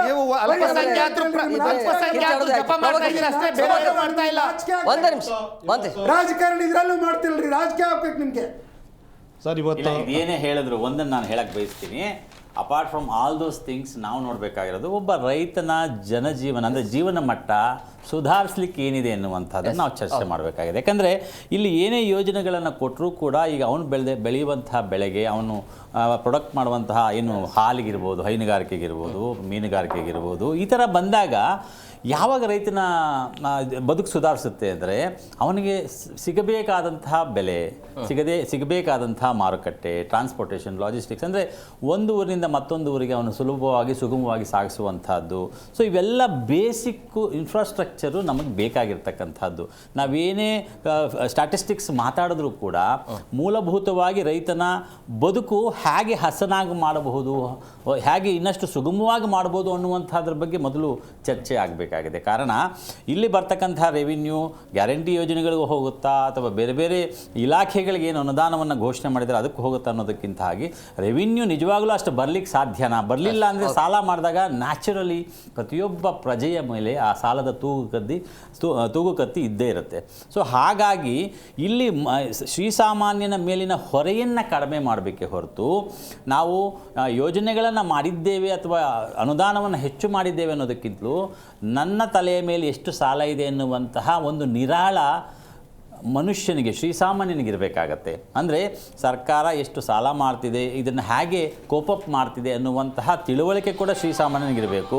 ಮತ್ತು ಅದರ ಜೊತೆಗೆ ಹೆಣ್ಣುಮಕ್ಕಳ ಬದುಕನ್ನು ಹಸನು ಮಾಡಲಿಕ್ಕೆ ಏನೇ ಯೋಜನೆಗಳಿದ್ದರೂ ಕೂಡ ಸ್ವಯಂ ಕೃಷಿಯಾಗಿ ಅವರು ಏನನ್ನು ಮಾಡಬಹುದು, ಅವರು ಸ್ವಯಂ ಬದುಕನ್ನು ಆರ್ಥಿಕವಾಗಿ ಉನ್ನತೀಕರಣ ಮಾಡಿಕೊಳ್ಳಿಕ್ಕೆ ಅವ್ರು ಏನು ಮಾಡಬಹುದು, ಆ ರೀತಿಯ ಯೋಜನೆಗಳಿಗೆ ಇನ್ನಷ್ಟು ಉತ್ತೇಜನ ಕೊಡುವಂಥ ಅನಿವಾರ್ಯತೆ ಈ ಕ್ಷಣದಲ್ಲಿದೆ. ಯಾಕಂದರೆ ಫ್ರೀಯಾಗಿ ಏನೇ ಕೊಟ್ಟರೂ ಕೂಡ ಎಷ್ಟು ದಿನ ಕೊಡಲಿಕ್ಕೆ ಸಾಧ್ಯವಾಗುತ್ತೆ? ಒಬ್ಬ ಸ್ವಾವಲಂಬಿ ಬದುಕನ್ನು ಕಟ್ಟಿಕೊಟ್ಟಾಗ ಇಡೀ ಅವರ ಕುಟುಂಬ, ಇಡೀ ಮುಂದಿನ ತಲೆಮಾರುಗಳ ಸಮೇತ ಅವರು ಬಹಳ ಚೆನ್ನಾಗಿ ಸಮೃದ್ಧವಾಗಿರ್ಲಿಕ್ಕೆ ಸಾಧ್ಯವಾಗುತ್ತೆ. ಸೊ ಅದನ್ನು ನಾವು ಬಹಳ ಮುಖ್ಯವಾಗಿ ಚರ್ಚೆ ಮಾಡಬೇಕಾಗತ್ತೆ. Yes yes yes Nagendra sir, ವಾಪಸ್ ಬರ್ತೀನಿ. ಒಂದು ಉಮೇಶ್ ಹತ್ರ ಒಂದು ರಿಯಾಕ್ಟ್ ತೊಗೊಂಡ್ಬಿಡ್ತೀನಿ. ಉಮೇಶ್ ಸರ್, ಈಗ ಪ್ರಮುಖವಾಗಿ ವಿದ್ಯುತ್ ನಿಗಮ ಹೇಳ್ತಾ ಇರುವಂಥದ್ದು ನಮ್ಮ ದುಡ್ಡನ್ನು, ಅಂದರೆ ಈಗ ಏನು ಖರ್ಚಾಗ್ತಾ ಇದೆಯಲ್ಲ ಆ ದುಡ್ಡನ್ನು ಕೊಡಿ, ಇಲ್ಲ ಅಂದರೆ ನಾವು ಜನರಿಂದ ಕಲೆಕ್ಷನ್ ಮಾಡ್ತೀವಿ ಅಂಥೇಳಿ. ಬಟ್ ಈಗ ಈ ರೀತಿಯ ವಿದ್ಯುತ್ ನಿಗಮ ಆಗಿರ್ಬೋದು ಅಥವಾ ಈ ಬಸ್ ವಿಚಾರ ಅಂತ ಬಂದಾಗ, ಶಕ್ತಿ ಯೋಜನೆ ಅಂತ ಬಂದಾಗ ಅದಕ್ಕೂ ಕೊಡೋಕ್ಕೆ ದುಡ್ಡಿಲ್ಲ. ಬಟ್ ಇದರ ಮಧ್ಯೆ ಈ ರೀತಿ ಹೊಸ ಯೋಜನೆಗಳು ಇದನ್ನೆಲ್ಲ ಮಾಡ್ತೀವಿ ಅಂತ ಹೇಳೋದು ಅಂದರೆ ನೋಡೋರಿಗೆ ಏನು ಅನ್ಸುತ್ತೆ ಇದಂಥೇಳಿ? ಇಲ್ಲ, ಈಗ ಏನಂತ ಹೇಳಿದ್ರೆ ಸಂಪನ್ಮೂಲ ಕ್ರೋಢೀಕರಣ ಮಾಡ್ಕೊಳ್ಳಿಕ್ಕೆ ಸರ್ಕಾರದ ಬಳಿ ಏನು ಆಪ್ಷನ್ಸು ಇಲ್ಲ. ಯಾಕಂದ್ರೆ ಎಲ್ಲಾ ಟ್ಯಾಕ್ಸಸ್ ರೈಸ್ ಮಾಡ್ಬಿಟ್ಟಿದ್ದಾರೆ ಆಲ್ರೆಡಿ. ಇನ್ನೇನು ಬಜೆಟ್ ಮುಗಿದಿದೆ, ನಾಳೆಯಿಂದ ಬೇಕಿದ್ರೆ ನಂದಿನಿ ಹಾಲಿನ ರೇಟ್ ಕೂಡ ಜಾಸ್ತಿ ಮಾಡ್ತಾರೆ. ಈ ವಿದ್ಯುತ್ ನಿಗಮಗಳು, ಬೆಸ್ಕಾಮ್ಸ್ ಮತ್ತೆ ಎಲೆಕ್ಟ್ರಿಸಿಟಿ ಮಾರ್ಕೆಟಿಂಗ್ ಕಂಪನೀಸ್ ಏನಿದಾವೆ ಅವ್ರಿಗೆಲ್ಲ ಒಂದು ಪ್ರಪೋಸಲ್ ಕೊಟ್ಟಿದಾರಂತೆ. ಪ್ರತಿ ತಿಂಗಳು ನಾವು ಫ್ರೀಯಾಗಿ ಕೊಡ್ತಾ ಇದೀವಿ ಎಷ್ಟು 100-200 ಯೂನಿಟ್ಸ್, ಅದ್ರ ಬದಲಾಗಿ ಬಿಲ್ ಕಟ್ಟಿಸ್ಕೊಂಡ್ಬಿಡೋಣ, ಆಮೇಲೆ 3 ತಿಂಗಳಿಗೆ ಒಂದೇ ಸತಿ ಬೇಕಿದ್ರೆ ವಾಪಸ್ ರಿಟರ್ನ್ ಮಾಡ್ಬಿಡೋಣ ಆ ಅಕೌಂಟ್ಗಳಿಗೆ ಹಣ ಅಂತ ಹೇಳ್ಬಿಟ್ಟು. ಸೊ ಈ ರೀತಿ ಎಲ್ಲ ಅದನ್ನೇನಾದ್ರೂ ನಮ್ಮ ಕರ್ನಾಟಕದ ಜನತೆ ಏನಾದ್ರು ನಂಬ್ಕೊಂಡ್ರೆ 100% ಅದು ವಾಪಸ್ ಅಂತೂ ಬರಲ್ಲ. ಈಗಾಗಲೇ ನಾವು ಬೇರೆ ಗೃಹಲಕ್ಷ್ಮಿ ಯೋಜನೆಗಳಲ್ಲೂ ನೋಡ್ತಾ ಇದೀವಿ, 3 ತಿಂಗಳು 4 ತಿಂಗಳು ಆಗಿದೆ. ಸೊ ಏನಾದ್ರೂ ನಾವು ಇದು ಎಲೆಕ್ಟ್ರಿಸಿಟಿ ಇದ್ರಲ್ಲೂ ನಾವು ಆ ರೀತಿ ಒಪ್ಕೊಂಡ್ಬಿಟ್ರೆ 100% ಅದಂತೂ ವಾಪಸ್ ಬರಲ್ಲ. ಮತ್ತೆ ಮುಂದುವರೆದ ಭಾಗವಾಗಿ ನಾನು ಬೆಂಗಳೂರು ಬಗ್ಗೆ ಮಾತಾಡ್ಲಿಕ್ಕೆ ಇಷ್ಟಪಡ್ತೇನೆ. ಬೆಂಗಳೂರಿಗೆ ಇಷ್ಟ ದಿನ ರಾಜ್ಯದಿಂದ ಅನುದಾನ ಒಂದು 3,000 ಕೋಟಿ ಅಷ್ಟಿತ್ತು, ಇನ್ಮೇಲೆ 7,000 ಕೋಟಿ ಕೊಡ್ತೀವಿ ಅಂತ ಹೇಳ್ಬಿಟ್ಟು ಅನೌನ್ಸ್ ಮಾಡಿದ್ದಾರೆ. ಆ 7,000 ಕೋಟಿನ ಹೇಗೆ ವ್ಯಯ ಮಾಡಬೇಕು ಅನ್ನೋದಕ್ಕೆ ಒಂದು ಸ್ಪೆಷಲ್ ಪರ್ಪಸ್ ವೆಹಿಕಲ್ ಕ್ರಿಯೇಟ್ ಮಾಡ್ಬಿಡ್ತೀವಿ ಅಂತಾನು ಪ್ರಸ್ತುತ ಮಾಡಿದ್ದಾರೆ. ಸೊ ಇದೇನು ಅಂತ ಹೇಳಿದ್ರೆ BBMP ಅಂಡರ್ ಏನೇನಿತ್ತು, ಸಾಲಿಡ್ ವೇಸ್ಟ್ ಮ್ಯಾನೇಜ್ಮೆಂಟ್ ಇತ್ತು, ಅದನ್ನ BSWML ಅಂತ ಒಂದು ಸೆಪರೇಟ್ ಕಂಪನಿ ಮಾಡ್ಬಿಟ್ರು. ಸೊ ಈಗ ಒಂದು ಮೋಸ್ಟ್ಲಿ ಇನ್ನೊಂದು ಬಂದ್ರು ಬರ್ಬೋದು, ಬ್ರ್ಯಾಂಡ್ ಬ್ಯಾಂಗ್ಳೂರ್ ಅಥಾರಿಟಿ ಅಂತ ಹೇಳ್ಬಿಟ್ಟು ಬ್ರ್ಯಾಂಡ್ ಬ್ಯಾಂಗ್ಳೂರ್ ಮಾಡ್ತೀವಿ ಅಂತ ಹೇಳ್ಬಿಟ್ಟು 7,000 ಕೋಟಿ ಅಲ್ಲಿಗೆ ಹಾಕ್ಬಿಟ್ರೆ ನಮ್ಮಲ್ಲಿ ಭ್ರಷ್ಟಾಚಾರ ಮಾಡ್ಲಿಕ್ಕೆ ಬಹಳ ಸುಲಭ ಮಾಡ್ಕೊಡ್ಲಿಕ್ಕೆ ಈ ರೀತಿ ಮಾಡ್ತಾ ಇದ್ದಾರೆ. ಮತ್ತೆ ಇದು ತುಷ್ಟೀಕರಣದ ಬಜೆಟ್ ಆಗಿದೆ. ಏನಂತ ಹೇಳಿದ್ರೆ ಸಮಗ್ರವಾಗಿ ಎಲ್ಲ ಕಡೆಗೂ ಸಹಬಾಳು ಅಂತೆಲ್ಲ ಹೇಳ್ತಾರಲ್ಲ ಕಾಂಗ್ರೆಸ್ ವಕ್ತಾರರು, ಬಟ್ ಅವ್ರಿಗೊಂದು ತಿಳಿದಿರ್ಲಿ, ಎಲ್ಲೆಲ್ಲಿ ಪವರ್ಫುಲ್ ಮಿನಿಸ್ಟರ್ಸ್ ಇದಾರೆ, ಪವರ್ಫುಲ್ MLAಗಳಿದ್ದಾರೆ, ಅವ್ರ ಕಡೆಗೆ ಮಾತ್ರ ಒಂದು ಬಜೆಟ್ ನಲ್ಲಿ ಇನ್ಕ್ಲೂಡ್ ಮಾಡ್ಬಿಟ್ಟಿದ್ದಾರೆ. ಉದಾಹರಣೆಗೆ ಬಂದ್ರೆ ಮಂಡ್ಯ ಅಗ್ರಿಕಲ್ಚರಲ್ ಯೂನಿವರ್ಸಿಟಿಗೆ 25 ಕೋಟಿ ರೂಪಾಯಿ ಅಷ್ಟು ಫಂಡಿಂಗ್ ಕೊಟ್ಟಿದ್ದಾರೆ. ಸೊ ಇದೇನಕ್ಕೆ ಚಲುವರಾಯಸ್ವಾಮಿ ಅವರು ಪ್ರೆಷರೈಸ್ ಮಾಡಿದ್ರು ಅಂತ ಹೇಳ್ಬಿಟ್ಟು, ಮತ್ತೆ ಇವಾಗ ಮಾನ್ಯ HD ಕುಮಾರಸ್ವಾಮಿ ಅವರು ಮಂಡ್ಯ ಕ್ಷೇತ್ರದ MP ಗೆದ್ಬಿಟ್ಟಿದ್ದಾರೆ ಅಂತ ಹೇಳ್ಬಿಟ್ಟು ಅವ್ರಿಗೊಂದು ಚೆಕ್ ಇಡೋದಕ್ಕೆ. ಸೊ ಈ ರೀತಿ ಪೊಲಿಟಿಕಲ್ ಗೇಮ್ಸ್ ಆಡ್ತಾ ಇದ್ದಾರೆ ಬಜೆಟ್ ಇಟ್ಕೊಂಡು. ಇದು ಅಂತ ಸರಿಯಲ್ಲ ಅಂತ ಹೇಳ್ಬಿಟ್ಟು ನನ್ನ ಭಾವನೆ ಇದೆ.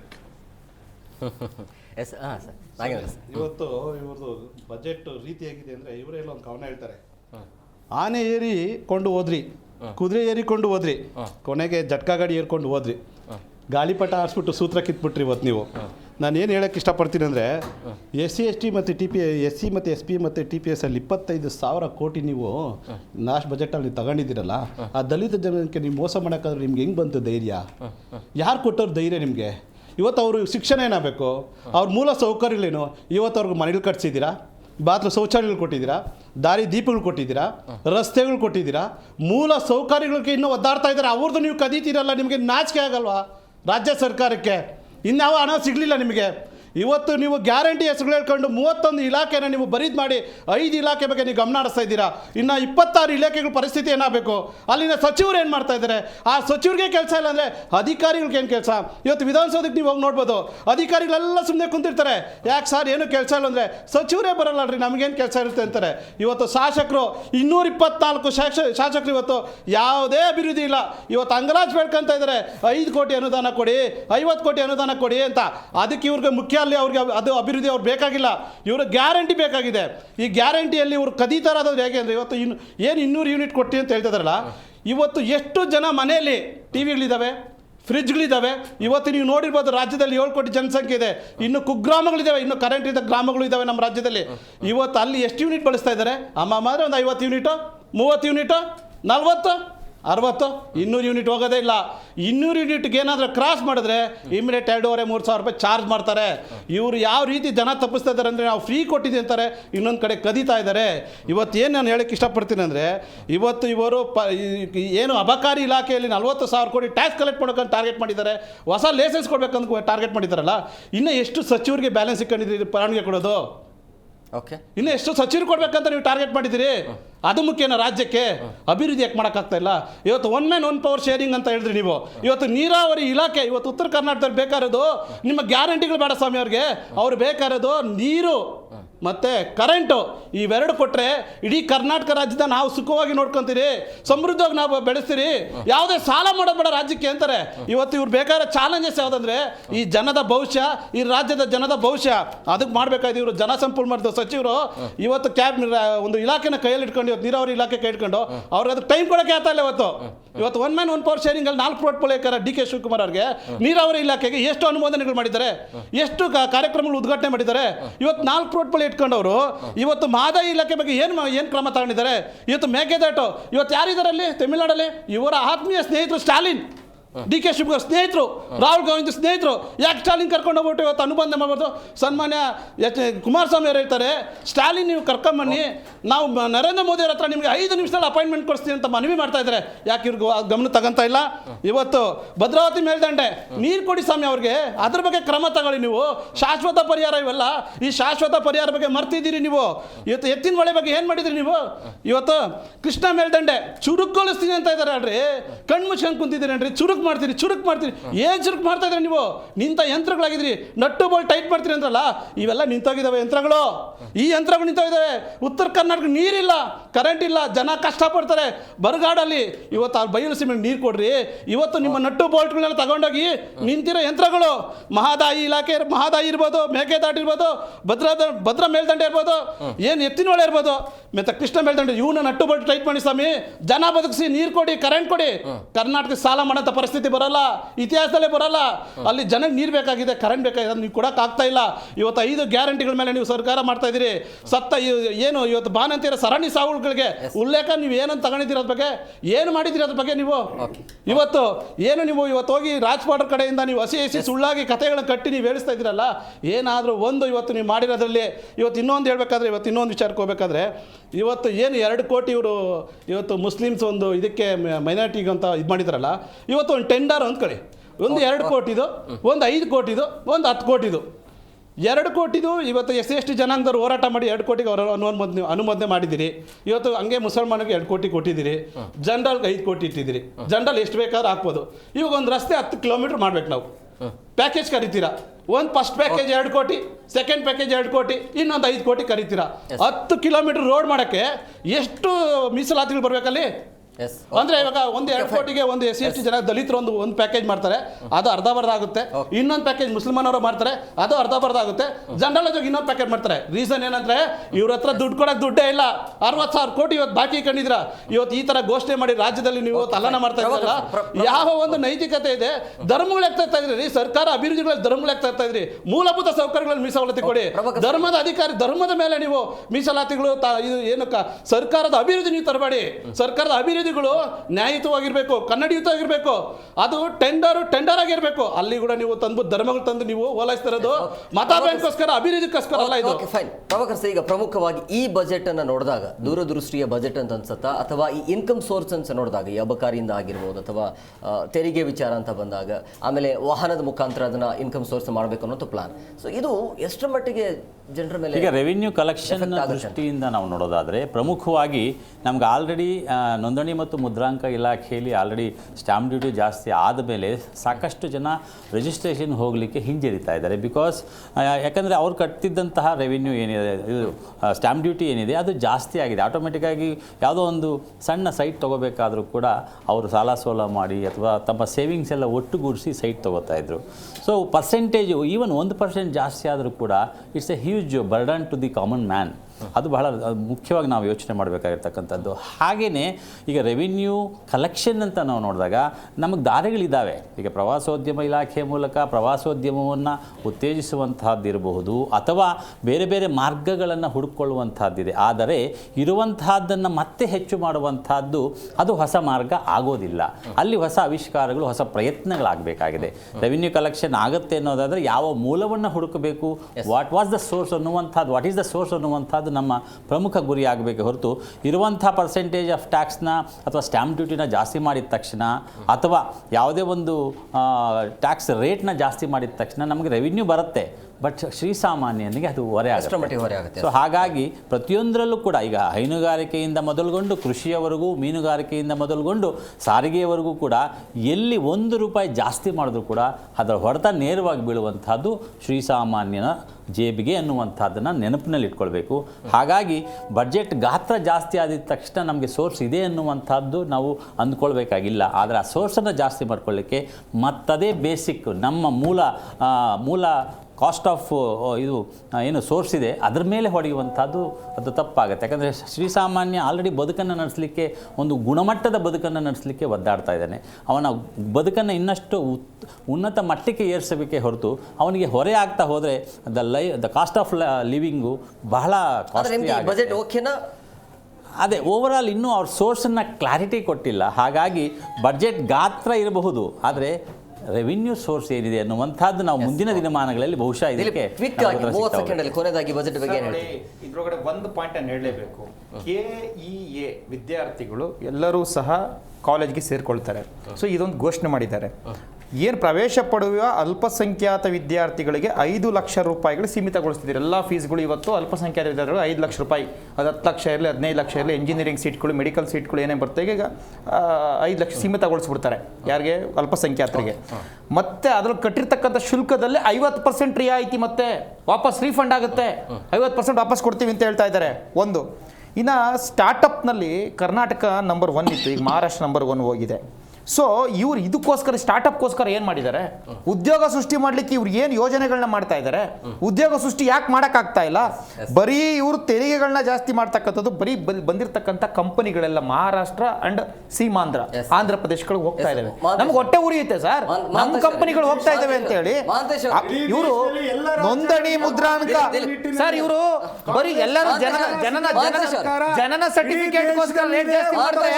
ಇವ್ರು ಸತ್ತೋರ್ ಸರ್ಟಿಫಿಕೇಟ್ಗೂ ಜಾಸ್ತಿ ಮಾಡ್ಬಿಟ್ಟು ರೈತರಿಗಾಗಿ ಸಣ್ಣ ಅತ್ಯಂತ ಸಣ್ಣ ಸರ್ಟಿಫಿಕೇಟ್ಗೂ ರೇಟ್ ಜಾಸ್ತಿ ಮಾಡ್ಬಿಟ್ಟಿದ್ದೀರಾ. ಬಿಯರ್ ಮೇಲೆ 4 ಬಾರಿ ಜಾಸ್ತಿ ಮಾಡಿದಿರಿ. ಹಾಲಿನ ದರ, ನೀರಿನ ದರ, ಸರ್ಕಾರಿ ಕಚೇರಿಗಳಲ್ಲಿ ಕರೆಂಟೇ ಇಲ್ಲ ಸ್ವಾಮಿ. ಸರ್ಕಾರಿ ಕಚೇರಿಯಲ್ಲಿ ಕರೆಂಟ್ ಇಲ್ಲ, ಬ್ಯಾಟ್ರಿ ಹಾಕೊಂಡು ನೋಡ್ತೀವಿ ಸರ್ಕಾರಿ ಕಾಲೇಜಲ್ಲಿ, ಸರ್ಕಾರಿ ಕಚೇರಿಗಳಲ್ಲಿ. ಮಹಾಂತೇಶ್ ಅವರೇ, ಸಿದ್ದರಾಮಯ್ಯನವರ ಕೊನೆಯ ಬಜೆಟ್ ಹೇಗೆ ಇದು? Okay, thank you very much. Budget ಆಗಿ ಹೊರಹೊಮ್ಮಿದೆ ಇಡೀ ರಾಜ್ಯದ. Thank you very much. ನಡೀತಾ ಇದೆ. ಆರ್ಥಿಕ ದಿವಾಳಿ ಆಗಿದೆ ಇವತ್ತು ರಾಜ್ಯ. ಈ ಕೂಡಲೇ ಎಚ್ಚೆತ್ಕೊಂಡು ನೀರಾವರಿ ಇಲಾಖೆಯನ್ನು ಅಭಿವೃದ್ಧಿ ಮಾಡಬೇಕು. ಇವತ್ತು ರೈತರ ಪರವಾಗಿ ನಿಲ್ಬೇಕಂತ ಈ ಮುಖಾಂತರ ರಾಜ್ಯದ ಮುಖಾಂತರ ಇಲ್ಲಿ ಓವರ್ ಆಲ್ ಅವ್ರ ಕವನಗಳನ್ನ, ಬಸವಣ್ಣನ ವಚನಗಳನ್ನ ಹೇಳ್ತಾ ಬಂದರು. ಸೊ ಕೊನೆಯದಾಗಿ DVG ಅವರ ಒಂದು ಮಂಕುತಿಮ್ಮನ ಕಗ್ಗವನ್ನು ಹೇಳಲಿಕ್ಕೆ ನಾನು ಬಯಸ್ತೀನಿ. ಹುಲ್ಲಾಗು ಬೆಟ್ಟದಡಿ ಮನೆಗೆ ಮಲ್ಲಿಗೆಯಾಗು, ಕಲ್ಲಾಗು ಕಷ್ಟಗಳ ಮಳೆಯ ವಿಧಿಸುರಿಯೇ, ಬೆಲ್ಲ ಸಕ್ಕರೆಯಾಗು ದೀನ ದುರ್ಬಲರಿಂಗೆ. ಐ ರಿಪೀಟ್, ಬೆಲ್ಲ ಸಕ್ಕರೆಯಾಗು ದೀನ ದುರ್ಬಲರಿಗೆ, ಎಲ್ಲರೊಳಗೊಂದಾಗು ಮಂಕುತಿಮ್ಮ. ಈ ರೀತಿಯ ಆಡಳಿತ ಬಂದರೆ ಶ್ರೀಸಾಮಾನ್ಯ ನೆಮ್ಮದಿಯಾಗಿರ್ಲಿಕ್ಕೆ ಸಾಧ್ಯ. ದುರ್ಬಲರಿಗೆ ಜಾಯ್ನ್ ಆಗಿದ್ದಕ್ಕೆ ನೋಡಿದ್ರಲ್ಲ ವೀಕ್ಷಕರೇ, ಪ್ರಮುಖವಾಗಿ ದಾಖಲೆಯ ಬಜೆಟ್ ಆಗಿರಬಹುದು, ಬಟ್ ನಮಗೆ ಎಷ್ಟು ಇನ್ಕಮ್ ಇದೆ, ಎಲ್ಲಿಂದ ಇನ್ಕಮ್ ಸೋರ್ಸ್ ಬರುತ್ತೆ, ಹೇಗೆ ಮಾಡಬೇಕು, ಪ್ರಮುಖವಾಗಿ ಇಲ್ಲಿ ಜನಸಾಮಾನ್ಯರಿಗೆ ಹೊರೆ ಆಗಬಾರ್ದು, ಅದರ ಕಡೆ ಗಮನ ಕೊಡಬೇಕು. ಏನೇ ದಾಖಲೆ ಮಾಡಿದರೂ ಕೂಡ ಕೊಟ್ಟಿರುವಂಥ ಗ್ಯಾರಂಟಿ ಏನಿದೆಯಲ್ಲ ಅದಕ್ಕೆ ಸಾಕಷ್ಟು ದುಡ್ಡು ಬೇಕಾಗುತ್ತೆ, ಅದನ್ನು ಹೊಂದಿಸಲಿಕ್ಕೆ. ಆಮೇಲೆ ಅಭಿವೃದ್ಧಿ ಕೆಲಸ ಕಾರ್ಯಗಳು ಆಗಬೇಕು, ಕೃಷಿ, ಶಿಕ್ಷಣ, ಬಡತನ, ಇದೆಲ್ಲವೂ ಕೂಡ ನಿವಾರಣೆ ಮಾಡಬೇಕು ಅಂತಂದರೆ ಅದಕ್ಕೆ ಬೇರೆ ರೀತಿಯ ಸೋರ್ಸ್ ಇರುತ್ತೆ. ಬಟ್ ಆದರೆ ನೇರವಾಗಿ ಜನಸಾಮಾನ್ಯರ ಮೇಲೆ ಹೊರೆ ಆಗಬಾರ್ದು. ಆ ರೀತಿಯ ಗಮನ ಕೊಟ್ಟರೆ ಒಳ್ಳೆಯದು. ಒಟ್ಟಾರೆ ಓಕೆ, ಈ ಬಜೆಟ್ ನೋಡೋಣ ಮುಂದಿನ ದಿನಮಾನ ಎಷ್ಟು ಮಟ್ಟಿಗೆ ಇದು ಇಂಪ್ಲಿಮೆಂಟ್ ಆಗುತ್ತೆ ಅನ್ನೋದು ಕುತೂಹಲ ಆಗಿದೆ. ಇದಾಗಿತ್ತು ಇವತ್ತಿನ ವಿಶೇಷ. ಮತ್ತಷ್ಟು ಅಪ್ಡೇಟ್ಸ್ಗಾಗಿ ನೋಡ್ತಾ ಇರಿ ಜಿ ಕನ್ನಡ ನ್ಯೂಸ್, ಸತ್ಯವೇ ಸುದ್ದಿಯ ಜೀವಾಳ.